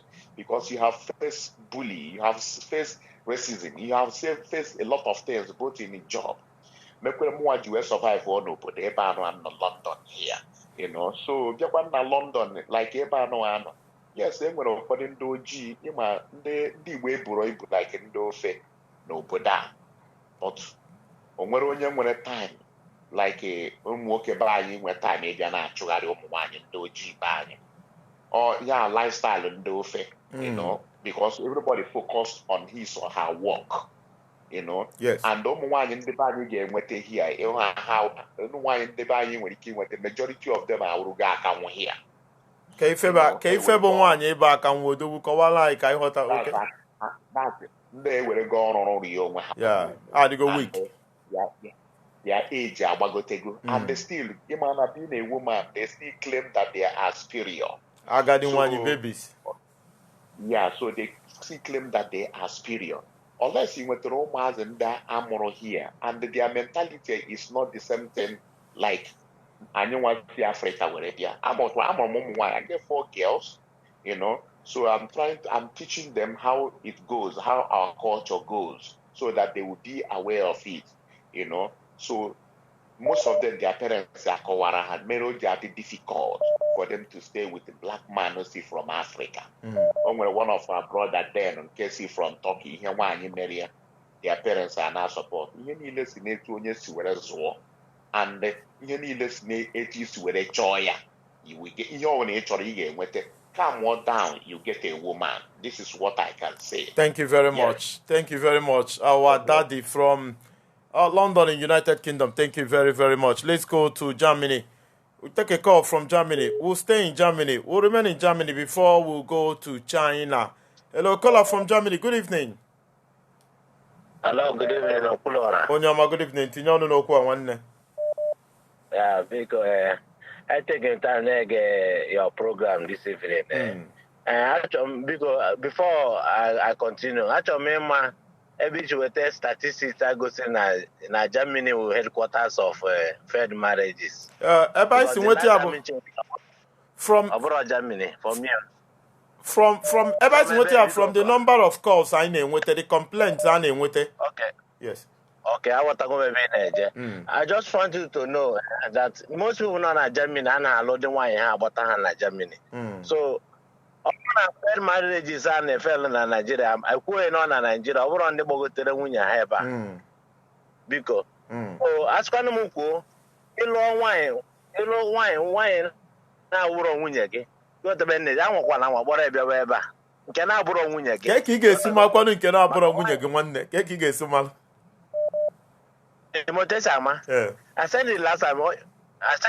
If you marry a wife, before you marry a woman, date a woman for a long period of time. Don't just come in and take just pick somebody. You know, the next thing you marry a Obagote. You want to be more energy. Most people are Germany and about town here. Adam Sean. Kaifen are two neighbors or get the win. Kaifen are two neighbors. Uno Monday Germany, una da botawunyo. And against and harmony people who nege harmony. Tell them now. Ke ife meru na da botawunyo na Germany ke bioku ana bania. Ndi nege harmony ibu. So ife obu na iku hama. Tell us. Now okay, come get direct. You want to go get direct the reason. Number one, bottom why here? You want to be there's every chances. You want to na the marriage where they keep collapse. You want to be more energy. But that doesn't mean that no when they na bota wunya heba. The little bota wunya heba, hana wunya happy. I will not lie you. Had it 10, at least 7 be to wunya. Adam show hen neku. Because I remember here over how will I say? Oh, take a scene or did the win is Zabera Jojo. It's in answer why you made Unubunde Germany at Botamunion. It's in a February, but Mebuna, Unubatamunion that there is a chance in Unugan issue. ka ife ụmụ nwoke Germany na-eme na-ebute issue. Ka m gwa gị the reason why. First of all, the Germany na afuna people started trooping into Germany from 1990. Achọghị mara. Yes. But based on the things hapụgoro, especially na US and UK. Iwetabe nneje. So ndị nọ na Germany wee sị kama ụdịrị ha ga-eme iwetabe nneje ha dewe nwaanyị ha n'ụlọ. Achọrọ ka ịghọta ihe na-eme. Ọ bụrụ na many people ghọta nwunye ha ebe nwunye ha hapụ ha. I'm sure ihe na-agwa gị. Ogedwin, I'm not satisfied with this. Wait. Isi na no duty ife na-eme na US na ebe ọzọ ka unu nọ na Germany ji wee si unu na mkpọta nwunye unu. Ụmụ nwaanyị na comment sections na ha mara ihe na-ekwu gị gwa anyị ife ajụ gị. Ka ife mere ụmụ nwoke Igbo nọ na Germany ji arapụ nwunye fa na Owerri na Aba na Ọka na Enugu. Gwa anyị ife anyị chọrọ ịnụ. Okay, good. Yes. Ka m gwazie gị why. Number one ọ bụrụ onye ọla were opportunity gbagọta nwunye ya. But people amara nke ahụ ọghọtago. Ọ bụrụ onye ọbụla ga-eme your document ga-adị very very strong before you talk about bringing your woman here. Ọ ga-adị very very sure. Let me tell you, it must be very very solid. And most cases ọ dịghị in that way. And ị gaghị na-achọ ka ihe a ga-dị solid. Nwoke a na-aka nka nụ ị kwesịrị ịghọta nwaanyị na ịghọtago n'okwu n'ọra ịghọtago mmadụ dị 40 and ị ka need 5-6 years before I solidify ya data akwụkwọ na iwere document ba plan lọta gaja Nigeria bata wụ na iwere that ịghọtabe mụ na-eje that muzzle to pull your woman here. No, Germany adịghị so easy to bring your wife here. Achọ ka ha emeghị ya ka ọ dị easy. Germany achọ the people na be ha. Okay. Go and check. Mr. Edwin, a lady calls from Dortmund. Ọ sị na ụmụ nwoke anyị nọ na Germany na unu na-achụ nwaanyị na unu na-achụ ma nwunye mmadụ. Eziokwu ka ọ bụ? Anụrụ m ọwasị ebe from at least let me speak for myself. Ebe from I don't think na we hege memo no katamaga those who nwunye mmadụ watago. And I'm many people with a principle like that. Doesn't mean that when 2 or 3 people are doing something in a city, doesn't mean and no obodo ahụ na-eme. You're right. Na Nigeria we people like that. Ngatu gasa anogom na channel layout. Ebe na anọ ma m nọ na Nigeria na channel layout. And I'm like it. Yes, I know Timber. Mbata Nigeria ga-amadị na nchi obodo Igbo mma alagbu. So enwere many things na-emecha na Nigeria ahụ sef iko agwụ oge emenwu n'obodo Igbo. Afụgo m ewu manụ every evening enyi ya nwoke abịa paaki ya moto n'ihu compound ebe ya na di ya bi na ya ebe ha na ya na di ya, but just like a 100 meter away. Ewu ọgbọdị ụmụ ezigbo n'ụlọ di ya bịa nọ ya na-anọcha na moto ọgwa nọ n'ọgbete azụ afịa ọzụta afịa ọ na-egwe emecha ọzụta afịa kama ọ ga-alakwuru nwunye ya ọ pụrụ ụzọ paaki godu na be nwunye mmadụ and mmadụ ga-anọ nwunye ya esi n'ọpse gbadata gafee ya n'ihu ebe a nọ ezu ike gaa ọnọcharia mbịa na-ajụ gịnị na-eme dị ebe a gịnị abịa kọrọ m ya na-eme. This thing kept happening. Why am I saying this? I'm maybe with the statistics. Actually, depend on Germany. Germany adịghị otu ahụ i chere. Okay. We are going to revisit that judgment, Mr. Edwin. Sorry for that. Thank you very much. Where in Germany are you calling from? From Hamburg City. Okay. Hamburg City. Say something you want to say. Because I want to protect our women because I will take a cook or they can or we have a go n'ahịa or property. You want to be more energy? Yes. Chukwu tukwa n'okwu ndị nwaanyị anyị na-aga alụta akwụkwọ ụmụ nwoke nwaanyị na-aga alụta ha ebe ha bịa ebe a drọp nwaanyị alụtara jeburu onye ọzọ gbara arabako gawa ọbụrụ ụmụ nwaanyị na-eme. Thank you very much, Mr. Edwin Hamburg. You know, it's true. Many ladies are pogo and people on the platform and people in private.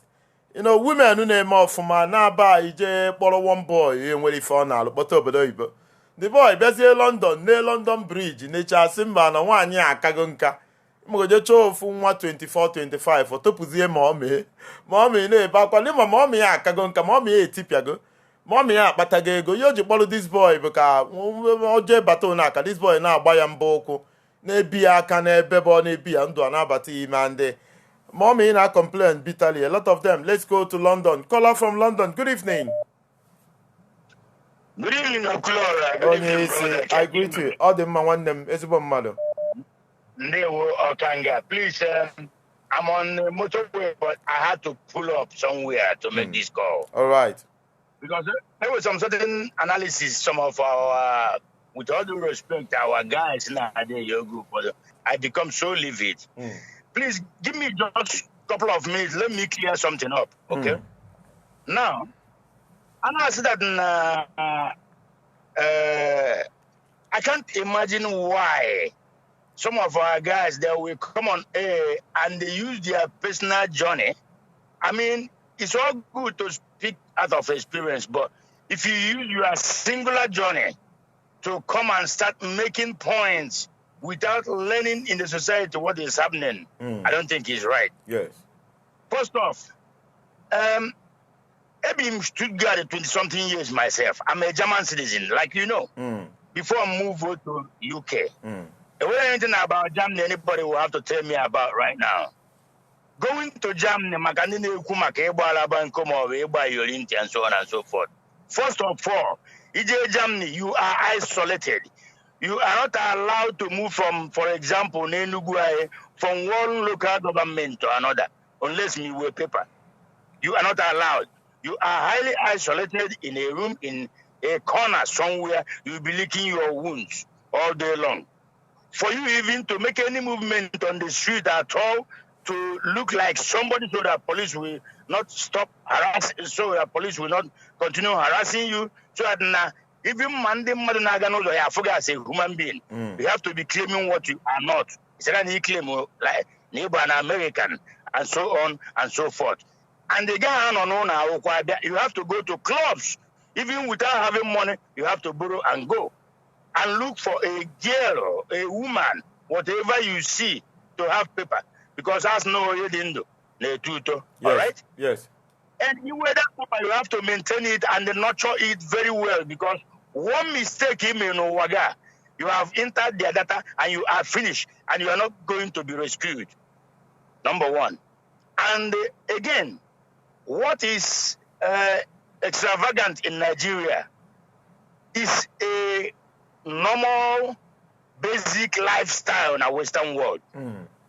That is number one. I don't know more about Europe or America. More for somewhere after so many years. Nigeria. Blue bicycle. More barry yabakeke. Go webu no guy. If you are ake buchuawa, you can pretend as much as you want and think that people do not know. Even Miguel is hello. They have seen you and known that Nisho Bodo because even Miss Sigisa for the each. Yes. It is a different. All right? Yes. You are what are the different. You may think that need the hidden, you are not. And you can exclude our women in some areas because what they know in Nigeria is not what is applicable in Western world. Because our Western world had a culture shock, first of all. Because there is no neighborhood, no noise, no pata, no Allahu Akbar in the morning, no in blood of Jesus early morning. Everywhere is quiet. You don't even have a neighbor. And when it comes to them, police and the women right, it's not just that the constitution is there for women to have right above men. It's only that the Western world prioritize children over any other thing in their life. So, and it is automatically, unspokenly assumed that children and underages are better with their moms. That's why whatever happens between you and your man, the authority will ask you to leave the house. And our women are playing like that. Habia, asigi, nage yega nina suffer too much. Ya mwanka ya mwankozo.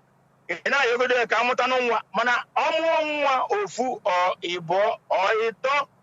They use it as a weapon to get you out of their life because they look at the money. It's about the money. So nobody should tell me there is no template. It is in Nigeria, being in Nigeria, you can use that template because it's where you are existing.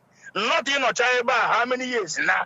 Just to stay 2-3 weeks, it's in name a template how to see a good woman. There is no template. There is no template. Exactly. There is no. And again, why people will say, why do you go to Nigeria to marry somebody now or anything? About not possible to see our girls and marry here. I don't think anybody get away in Subu in or here, no why.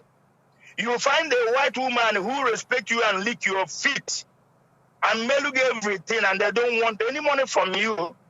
But you say, okay, let me go to where I'm coming from. So that the Abu Mike Abu Nacho work out for okay. Koya way keep Mwakam Nam Ebesepota. And what do you get? They will fuck you up, mess you about, and kick you away. Boys are in Alim in England and the USA. On the street now, you want £1. All lawyers, engineers, accountants before. Now let me come. The reason why it is difficult, you know why I for here go. I've said this thing a couple of days ago. What are you here? You guys who were hello. Oh yeah, but you run a car, she will not respond to you. Why? Because who here? If you make a name. So will you now go and marry a woman who is looking just at the money, who think that she knows what you know? Take it easy. I can't stand it when some people come here and they say,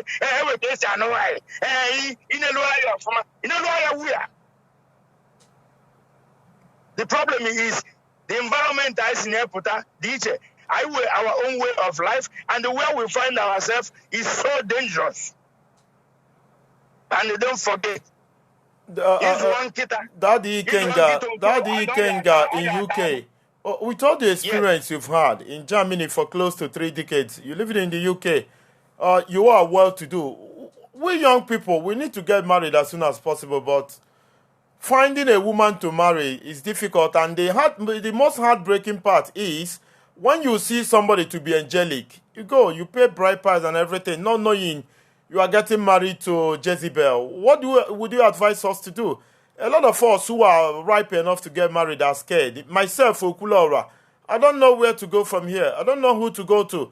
I don't want to find myself in a tight situation in the name of marriage. Okulora, you hit the nail on the head. It's not that simple. It's not that simple. Reason being that now, you see, that is Ekelolueke. It don't matter about their own lane and stay in their lane. They are the boss. But many of them do not understand. Even if one man phone in Nigeria now, for Tony Nandes and a pancake fake. Alright? Yes. And in company, or Sigi, you are suffering too much. I will help you and do this and do that. My brother, before you know it, not all of them so that nobody should come jump in here and start attacking me. But unfortunately, that is the problem. Daddy Kengana London, thank you very much. Excuse me. Okay. For those who say man and woman is the same, we are not. Yeah, different jobs and the roles to play.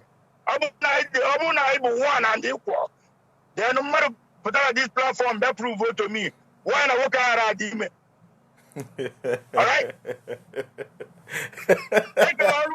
Thank you very much, Daddy Kenga Wana London. The boss of the house, but they don't know that. Thank you very much. Thank you very much. Drive safe. Also, no anya moto nege program man. Akuka kaligo so where you were. Let's go to Germany and see. Caller from Germany. Good evening. Yeah, good evening, Kurora. One name. Good evening. All them one name. Okurora, Keki, I'm an Ife one them. Go ahead. Okay. Abịa n'ife a na-ekwu maka nwaanyị sikwa nwaanyị ya sịrị. Ife mụnwa nwere ike ikwu ebe ahụ na abịa na nwaanyị maka ndị na-asị nụọ nwaanyị nke a onye anyị eme nka onye anyị eme nka. Oge nnụrụ nwaanyị ma ọ bụ anyị ka nnụrụ nwaanyị wee kpọrọ ya gbagote obodo. And before nnụọ ya kpọrọ ya gbagote obodo oyibo a na-asị ma eyi ọwa anya eyi nka eji gba nwa nnụnụ na-eji felu. Nsị ndị ahụ wara anya ahụ mmadụ mma akpọ ịgbagote anya wa anya na nchọrọ ka ọ waa anya. Ọkwa na aghọta ife nna agwa ahụ. And ọbata obodo oyibo ebe anyị nọ na-awụ Germany. Ọbata kịta ọ na-anụ obele Dutch na-asụ obele Dutch. Ọkwa ọta. Before you know what is going on, before not 6-7 years or so ọfụma na-anụ ọfụma. And out even now. Yes. O nwere ife wụ na nwaanyị n'iji aka furnish your wife. When we to amadi say rent room. Rent ya uno. Ka furnish you to your test. If furnish you furnish cha e bata fo ọtọ. All the very important. Mana ụmụ nwoke anyị kịta ahụzi nwoke ife ahụ nwa. Because if you are not choosing a war already made, I'm on him if you were already made. Yes. If you work in choosing a war already made, if you don't take a test, see eyelash, may feet and you are not chaba baba. And I know ya way doctor, no ya way nurse, and Piamo Biena, or will go his wife. And the only for those you know, no maka. In case, if work on nature, can was work in the by now. Maka many of them are more if make picture abawamba. If you work on nature, in case she in or what you dolly a coffee and yaka. On ya we found it na front will no wine in the university, they will nurse, and they will doctor, and they will lawyer. Onye make a choice here, but only for job. Mwa chokwe inu nwanyi gowa akwụkwọ. I want to marry a very educated woman. Yes. God bless you. Okurora, listen and listen very carefully. Umu woke do 100 this time around. So also 10. They select their choice. Make his choice. I'm on in our order. Yes. During the time of our father self, when they make choice, on make choice by just one kejela or mana, and make choice by shota one you to logo. I don't know if you understand. Yes, I do. Can they make their choice? Mana this time around, work a choice and they make you in case they have a problem. Niru Konya wiki kwadofa. What I'm telling you is pure, my brother. You're right. Like a happier. You're right. Work this time around, how one a problem. Then I make chazie. I think 1 year happen. 1 year happen. Obvious 1 year happen. Man, you didn't select your choice. You go for the why.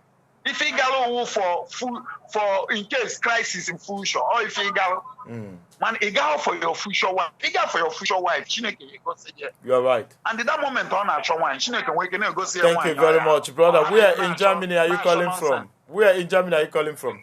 I'm from Hamburg. Hamburg. Thank you very much. Thank you very much. And God bless. Thank you very much. Thank you. I don't know if I should agree with him or no. I don't know. I don't know if I should agree with this caller from Hamburg or no, whether to disagree. It is complicated. Let's go to the UK. From UK, we'll go back to Germany. And from Germany, we can go to the United States of America. That is exactly what we are going to do. I'm planning to bring back the caller from UK. She's been calling. It's been one-sided. Men. So we need to give our women opportunity to as well join the conversation. It's very important we do that. We need to bring our women. We should bring them to join the conversation here. There is a call from UK. Caller from UK, good evening. One name, good evening. Please move away from your listening device. All right, go ahead. Thank you, one name. Topic that very hot. Thank you. If I don't know if whether man agba alabanko, whether man agba osongo, whether man agba nke ọbụla na-agba. Ige ntị na ife onye ọbụla na-ekwu. Onwere the right, onwere the wrong. Yes. That is the honest truth. You can only pick out one or two things from each other. Able to trigger after that now, and what any correct recipe. So what I mean on the one, what I mean on the one, Rapia in Nigeria. The good, okay, in care of Nigeria, more against it completely. Ema nigga in Nigeria, because Anoniano, on the Butan Sub. Often Naga Ukate one, I want to do Yibo.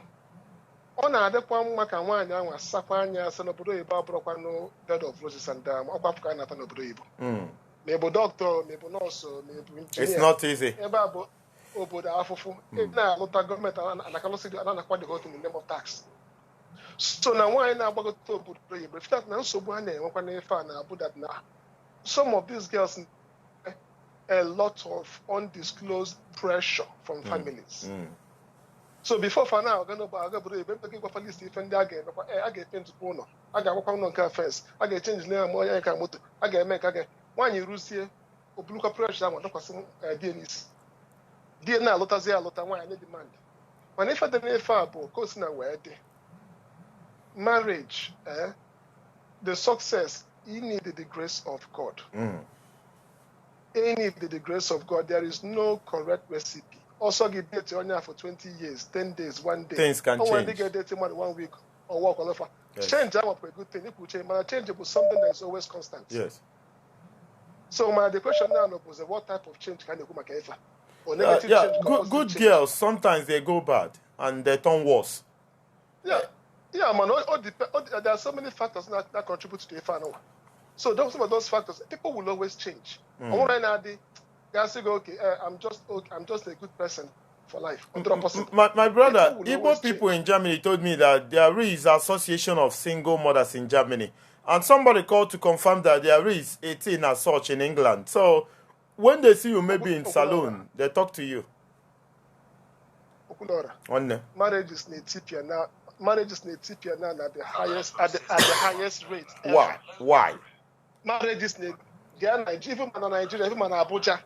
On a see left, right, and center because the one Wakata was 1985 or 1982. Yes.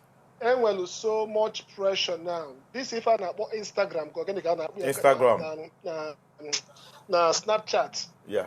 People are now beginning to put in on your zana a try if one can was sitting a shape Yamakapa, it's a big loop girl, big I'm sorry. And some of these things are just vanity. If that not the main reason why people come together is now being lost along the line. You're right. People think that most of the that marriage is about ego. No. Open a family like an ego. What I'm going to ego. Why are lot? What I'm going to combine. The most important thing is your family moving forward because you came together as a team. It didn't come to become me, another to become I. Yes. So man, if that now. There is no correct recipe. There is none, and that is the point. One guy say like a man waka, but then man waka. I say, inocha, ega for the guy that kasaladepa for the same marriage. And the difference between them and others, we don't want them to manage their own problem. Right. On what marriage you got, but on I say, hey, we are living happily, and there is no problem. There is problem everywhere. That is. The good thing, the wisdom there is how do you manage your problem? I can make change. When you get change. That is why you need to get ready before you get married. You need to be ready for all those things. I'm not ready. Me Okulor, I'm not. Also give till thy kingdom come. You can never be ready for marriage. You need to mature and wisdom because someone will always come up. Man can always be nice because I know when it was nice. That is normal. You're right. I guys normal because when you are faced with life in stages, then we're honeymoon stage, then we're at the stage of reality. After honeymoon stage, people begin to face reality, and this is where the biggest test comes. Easily £1,000 a month childcare. Ego bank 500,000 every month. Then I put childcare. ị ga-akwụ mortgage, ị ga-akwụ nga, and these are fake testing. And the one any mother working, because you have to manage all those problems. Thank you very much. Thank you. They say you are the best caller today. Thank you very much. Thank you very much. I appreciate it. Thank you very much. Thank you so very much. A brilliant call from the UK. I thank you very much. Where do we go to? Which caller do we go to? Calls are too many. We need to bring a woman. We need to bring a woman this time. It's been men, and balance at all. We need to bring a woman to pose a defense for the female and make their opinion known. We need a woman to come and balance the situation here. Men are saying things that I don't like. Hello, caller from UK. Good evening. Hello. No, good evening. Good evening. Wanyoma, good evening. Thank you very much. Odemma, tinyono no kwa o. Ahogokwan. Arom demma today. Topic nke taa kara ọ kakwara na. Ọ kara aka. So ihe mara bụ na this marriage a na-ekwu okwu bụ nna m nọ ngwugwu nke onye kere ya were. But na o nwere biko ka m kwuo ihe o nwere mgbe m dị ime March this year. Onye Igbo bịara be m ike m isi. So along the line mụ na the woman na discuss. Ya na-agwa m sị m na ya kechi isi na di ya na-abịa nara ya ego o ketere n'isi. N'isi ọbụla ya na di ya na-anara ya the money. So ya chọdịrị use ego na ya nwaga demandịrị di ego. Ya chọ 10 pounds di ya nye ya 5 pounds. Wow. So di m nọ n'ụlọ that day. Mụnwa sị ya na mụnwa na-eke isi, mụnwa na-arụ ọrụ. Di m anaghị atinyere m anya n'ihe m na-eme. Ihe mara bụ na mụ na ya bịara anyị na-eke bill eke ọkwọ this month. Next month mụnwa akwụọ. Mụ na ya anaghị agụgụ nyere m nke m ga-akwụ because ihe m na ọrụ m na-arụ just ka m jiri ya na-take care of myself and my family. So o shikwe m ike ya nyekwe m aka ya nwere onwe o shikwere ike. Ya na-asị na marriage apụtasị na ego na-enye nsogbu na marriage. Is a pity na ego na-afụta na-ese okwu na the marriage. Onye ọbụla ego na-esere okwu na marriage ya na nwunye ya because of ego. Those people nwoke alụghị nwunye ya, nwaanyị alụghịkwanụ di ya. Because n'inweghị ego, and again, so many of our people, so many of our men had lazy, ha anaghị like ịrụ ọrụ ọfụma. Ụfọdụ n'ime ha na-abịa ha rụọ obere ọrụ ha gbado ụkwụ na child benefit ha na-eso okwu. So many of our women nọkwa na bondage na-ata ahụhụ. Ha mepere gị ọnụ agwa gị ha na-agabiga na marriage. Mmadụ ga na-arụ ọrụ na-eme so many things, but after ị mechere dị ka eche ya ka nara gị ego. Ị demandkwa na ego for your husband. Ọ kọwara gị akụkọ, the next thing ebido tiwe gị ihe. O nwere ụtọ ga-esi tiketa onye ahụ ihe, onye ahụ decide kama ọ ga-anwụ na marriage ka ya move on.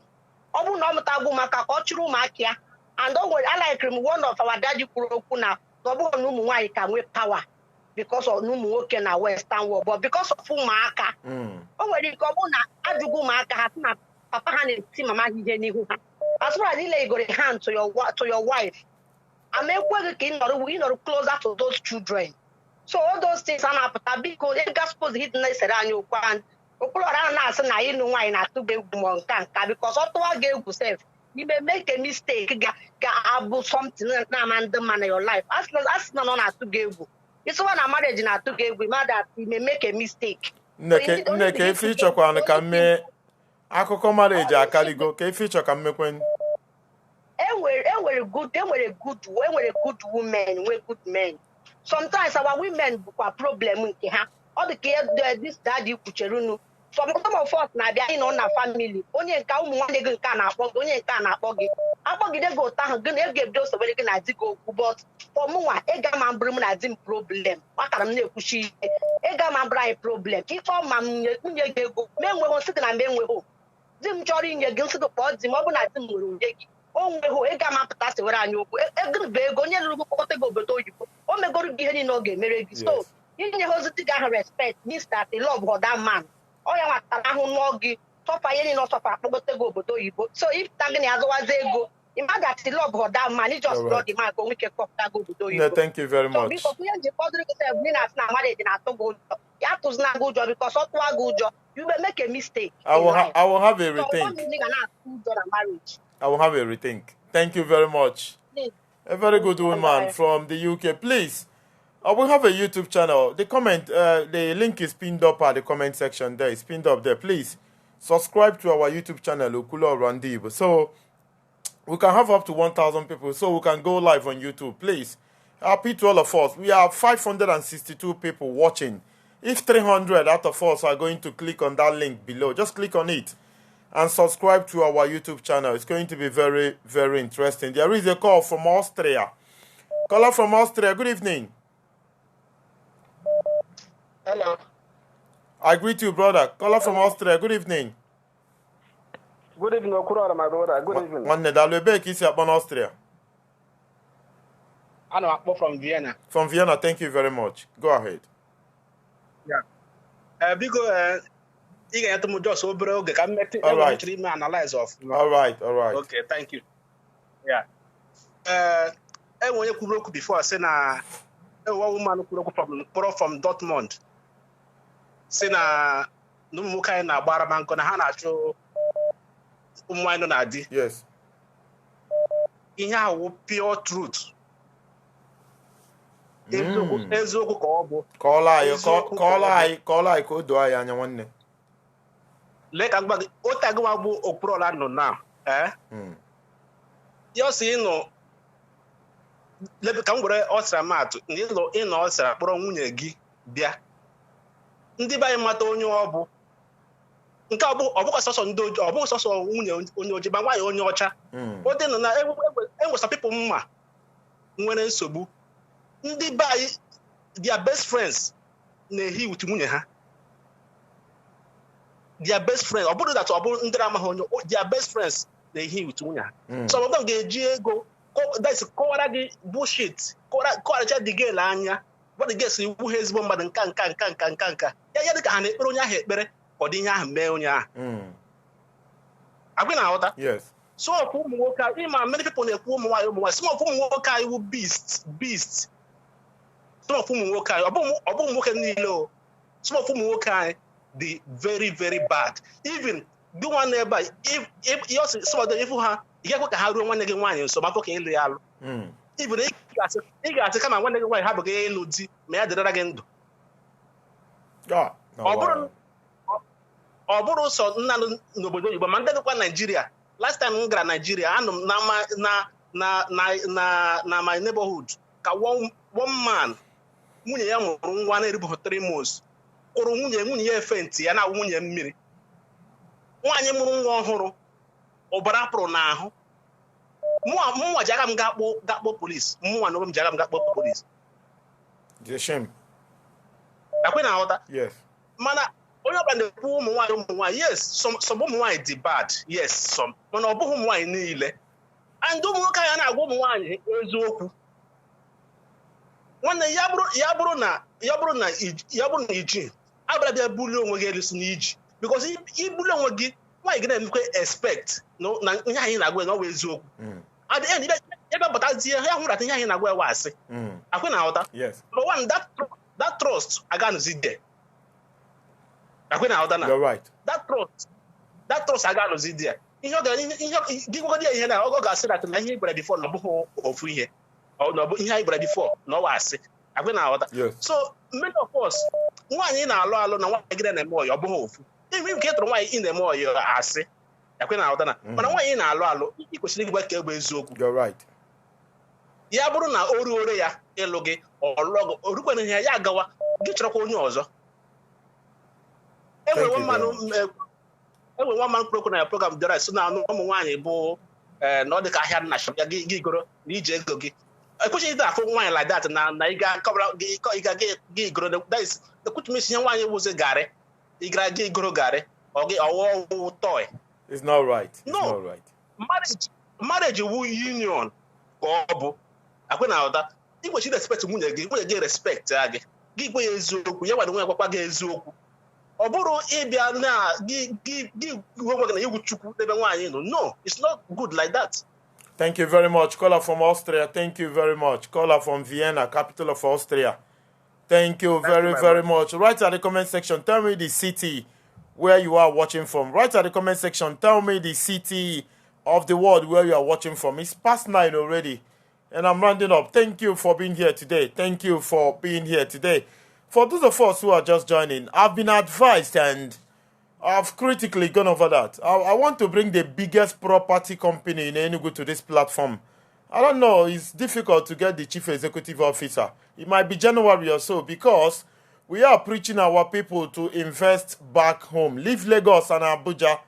Even if you don't want Nigeria to disintegrate, you don't want Biafra or whatever, you don't know what is going to happen tomorrow. Nigeria is a time bomb. Nothing is functioning in Nigeria. Nigeria is never won. The unity of Nigeria is questionable. You know, people are beginning to ask question of the unity of Nigeria. So whatever you want to do, you should think of home. I believe that 95% of those of us here are Igbo people. If you don't like the noise in Onitsha or insanity in Imo State or anywhere, or the gota in Aba, you can come to Enugu. And a lot of people are telling me they want this, they want that. So I don't know if you are interested as well. I want to bring this chief executive officer of horizontal agency, estate management, and landed property. I want to bring their chief executive officer to this platform. There are places in Enugu where you can acquire land of 500,000 naira, 600, 700, and leave it for 3 or 4 years when you want to invest, and then it will be ready for you to use. And some of these places are Nike, MNA, if you know MNA very well, where you have Caritas University and, of course, Godfrey Okoye University. I'm just 2 years in Enugu.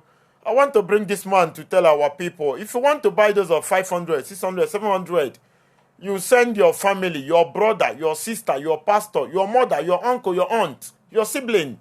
They can come to Enugu, see the place, take the video.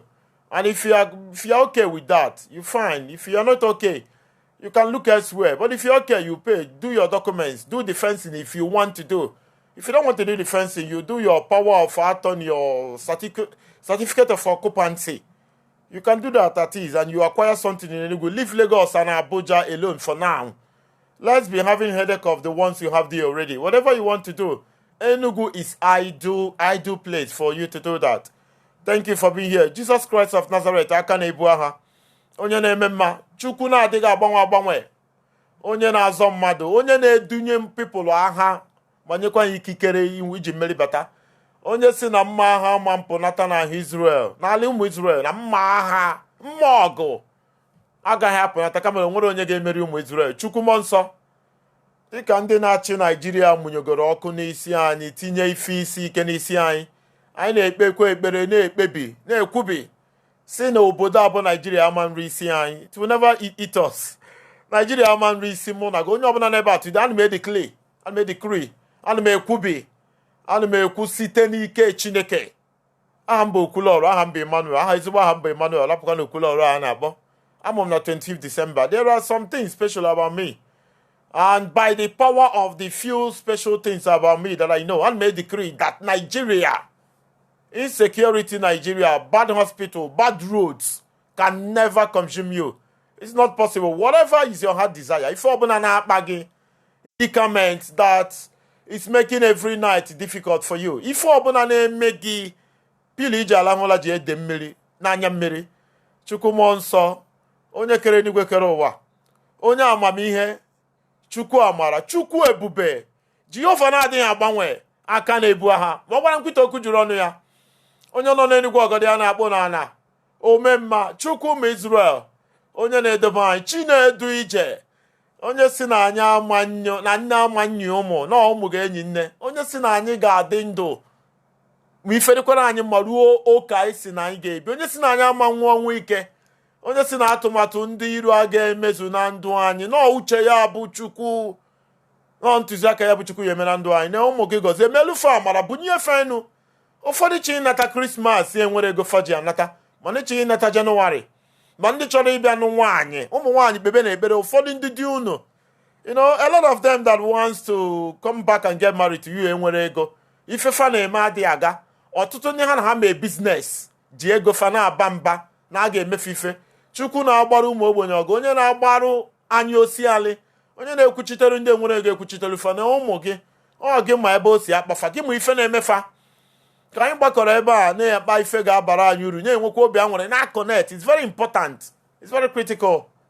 Chukwuma amara gị bụ onye nwe ife niile, onye ike niile dị n'ọba aka ya, onye amara, onye ngọzi, onye na-agọzi, onye na-ebibi, onye si na ihe ọma anya amaghị anya ya ga-eme, onye si na ọ ga-edebe anyị, dube anyị, kwala anyị ụzọ, mere anyị amara, bulie isi anyị enu, onye si na ọ ga-eme ka mba niile mmanụ aha anyị mara na anyị bụ ụmụ ya, na anyị na-akwanyere ya ugwu, na anyị na-edebe ya, na anyị na-etu ya afa. Chukwuma nsọ, anyị na-etu gị afa n'oge dịka oge a, ma na-asị ka ime ihe ịrịba ama n'isi ụmụ gị, ọ bụrụ sọsọ m, n'isi ụmụ gị niile a n'ebe a, ma ndị nọ na Germany nwunye fa na-akụ ife, ndị a na-alahụ na ilekọta nwunye fa kpọrọ polisi, ka ime elu fa amara dadị metụ nwunye fa aka n'obi, ka agwakwa ndị polisi ka agbọghachita fa. Ụmụ nwaanyị na-emekwa na-akpọtafa obodo oyibo, ha wụọ ifefe mmadụ amarọ na-enye nsogbu. Chukwu metụfe aka n'obi. Anyị chọrọ udo, anyị chọrọ ibi n'udo, anyị chọrọ inwe ọnwụ, anyị chọrọ ịmụta ụmụ, zụọ ụmụ, kakwanụ nkaka ụmụ zụọ anyị. Ife a bụ ekpere nwoke ọbụla na nwaanyị ọbụla n'ala Igbo. Chukwu mmụọ nsọ dadị ka ha rabụ ndị si na anyị ga-adị ndị na-ekwuchitere anyị ọnụ anyị, ndị na-agba mbọ ụtụtụ ehihie abanye na-achụ àjà ka ọ dịrị anyị mma. Ụfọdụ n'ime ha bụ Nnamdi Okwu Kanụ, onye isi ụmụ Biafra, onye ndu Biafra. Chukwu na-ekwu ya dobe, gọzie ya, chekwaba ya. Ama m na atụmatụ ndị iro karịa ebe ọ nọ. Chukwu debe ya n'isi ndị niile si na anyị bụ ụmụ Igbo ga-adị. Anyị nwere ọkụ, Chukwu nekwa ọkụ adịrị, ọkwa jenaretọ ka nwa gị na-ama. Mụnwa bụ okwulu ọrụ ndị Igbo, ọkwa ụtụtụ mburu galọn, ehihie mburu galọn jen, abalị mburu galọn jen, ka oge ife a ga-ebe. Chukwu mmụọ nsọ ma amara. Ụfọdụ na-asị na mma abụ gọvanọ Enugu in time to come. I don't know. Ọ gị bụ onye nwe ụwa, ọ gị bụ onye kere ụwa. Ife ikwu ga-eme n'ime ndụ anyị niile. Some of them now watch ife a ga-abụ interior ministers, foreign ministers. Some of them are going to be ambassadors. Some of them are going to be president. Ụmụ gị na-asị na fafu ebe m bụ gọvanọ, nso onye ka m bụkwanụ. We need to change some narrative. We need to define some things. We need to tell these governors that they are naive. All of them. The 5 eastern governors, the governors, 15 senators we have in Igbo land. All of them are naive. We are better than them. But the system, the system of Nigeria are not going to allow son of nobody to get there. Also, Chukwu nwowa. Onye bi n'eluigwe, babahum. Onye na-ekwu okwu eme na mmeso. Mmeso ọ bụ na ọsọ anyị bi n'ejebe. I don't know why we don't have electricity, despite our wealth, our capacity. Over 200 million people without electricity. Hundreds of professors, millions of professors, masters, PhD, and all that, doctorate, whatever. All these people together cannot come together to devise a way to bring electricity. Those are the raw. Hopelessness. And we're high rate of aimlessness here. IQ people are low due to low thinking. People are taking sniper. People are taking their lives because there is no hope. Millions of people are graduating every year. No job. Chukwu.